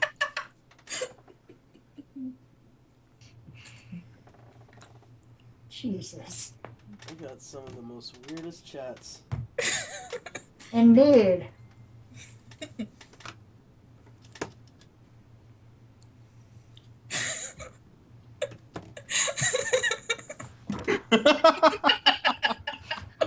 Fuck Keep in no. mind, as you guys are laughing through this, you are eating this gigantic graphic. It's probably going to take you about...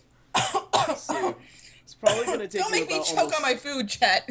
almost about 10 minutes away from the Platinum Festival beginning.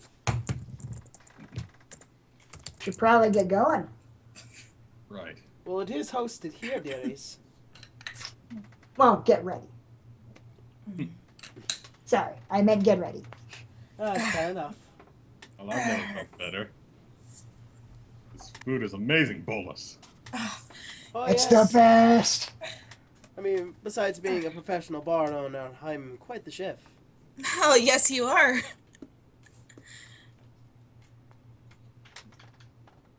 Oh. Do we also get lunch?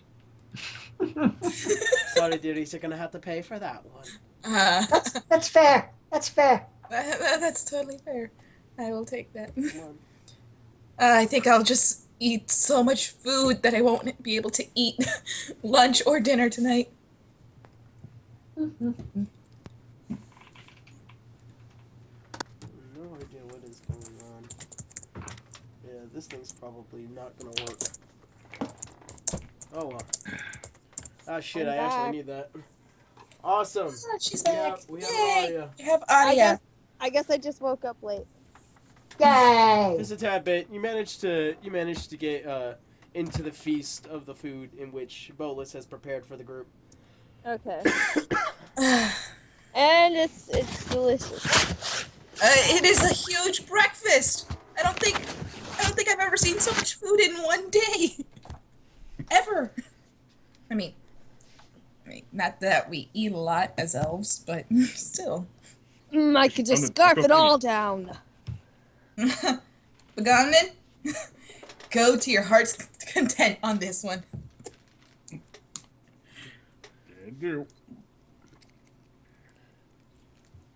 I'm biting for time in order for this fucking tablet to work.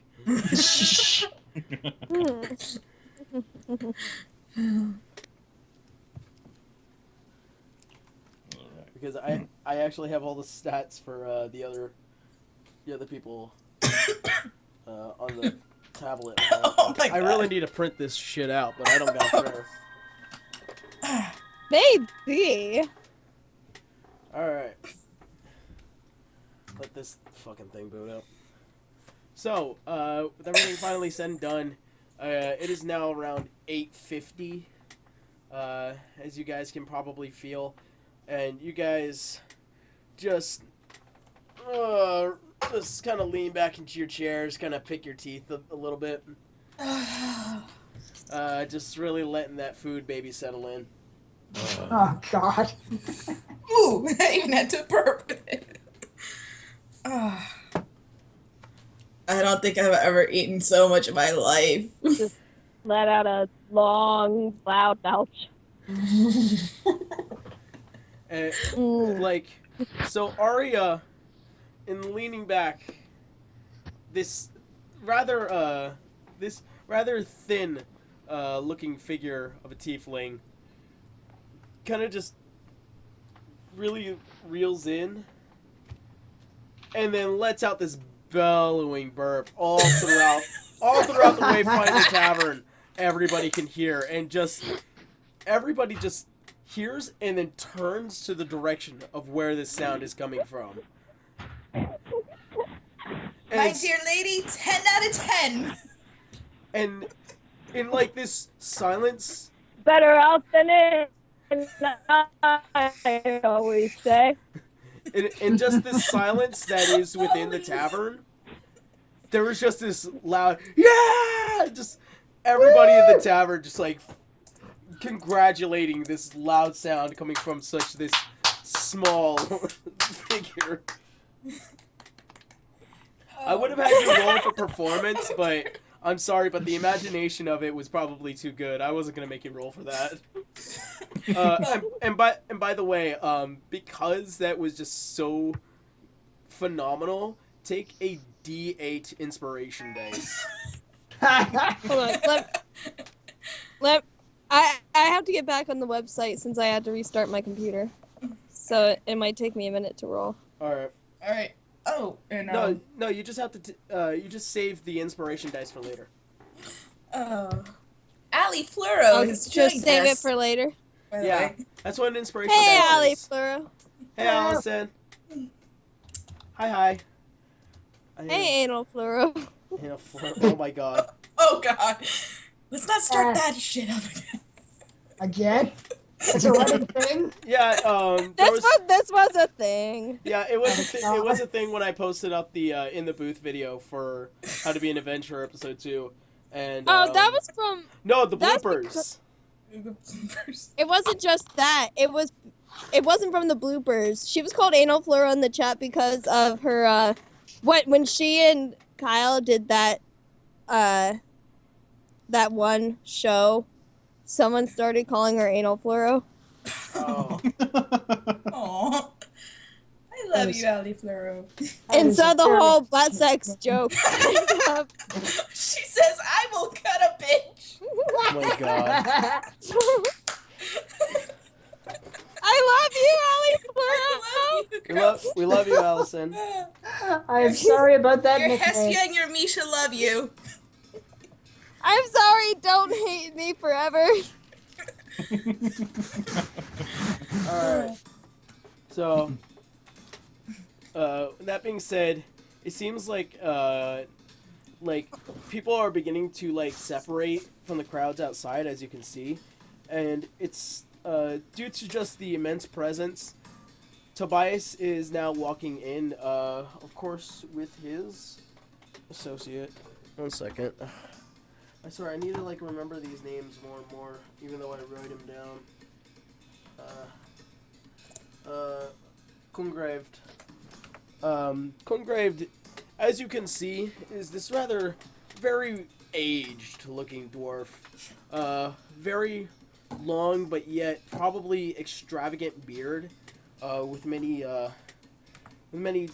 tassels and whatnot, just enveloping it. He looks like he is a very high position within the Palderberg city. And aside from that, you also see Brewer Farrell just following close behind, and they just enter. People just begin to separate. He looks around. And he sees the original group, which was on the far side of the bar, that you could barely notice. Of course, they had given you guys quite a bit of a clap and savor for that belch, and then he sees you guys, which is Alana and Begaman, and thus he begins his announcement. Hello! And welcome to another amazing year of the Platinum Festival. I am Tobias Algrave. I am not only just the organizer, I am also the mayor and also the owner of the Algrave Mines. Today we are here to celebrate the finding and the celebration of platinum under the great platinum god Bahamut. Here at the Platinum Festival, very few are chosen. But when we throw amazing warriors to test the strength, to see the new future of tomorrow,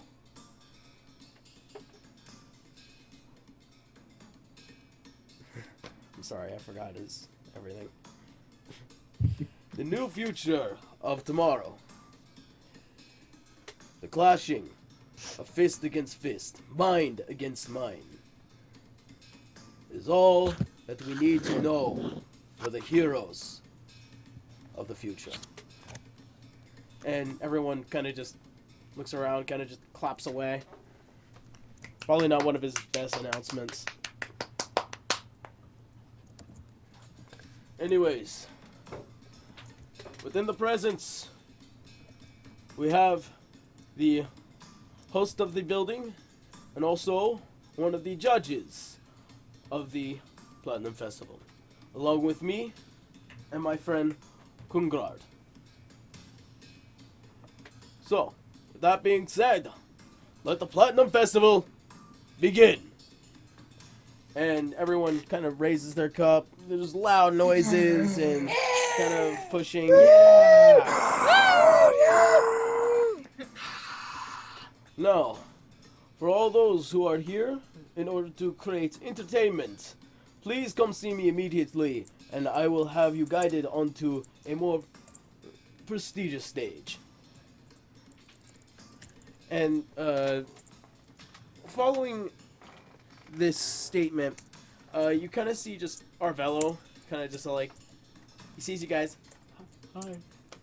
Hi. And he just kind of walks over.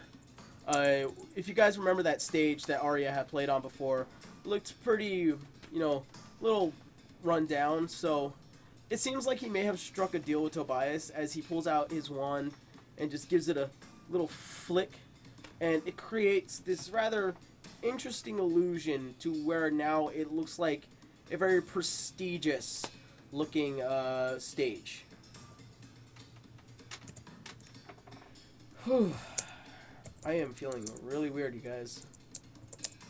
Fairly okay? Yeah, I'm feeling fairly lightheaded. Are you okay? You okay?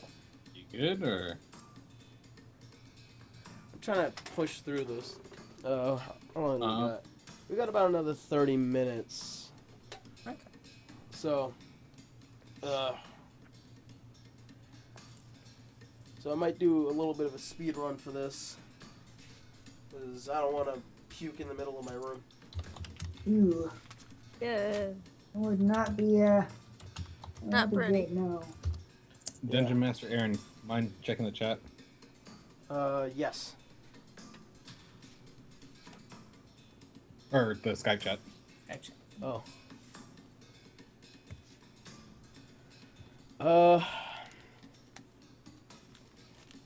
I wouldn't feel strong with a cliffhanger. But I am starting to kind of feel weak in the knees. That's kind of why I was suggesting that. Yeah. Yeah. I'd That rather might- be safe than sorry. I mean, Yeah, that might be a good place to end. Alright. Yeah, you guys, like I said, I've been sick. And, I've been kind of pushing myself just a little bit. So, I would have to apologize to the viewers. But it seems like we've made an elected decision to kind of just end the stream. Because, like I said, I'm not feeling well. Hopefully by next week, I will feel far more up to par. And we'll be able to start, the fights and everything for their pleasure. Yeah. Yeah. So what we're gonna probably do tonight is that we're gonna go ahead and end with the match going to begin with Begamen. I'm sorry.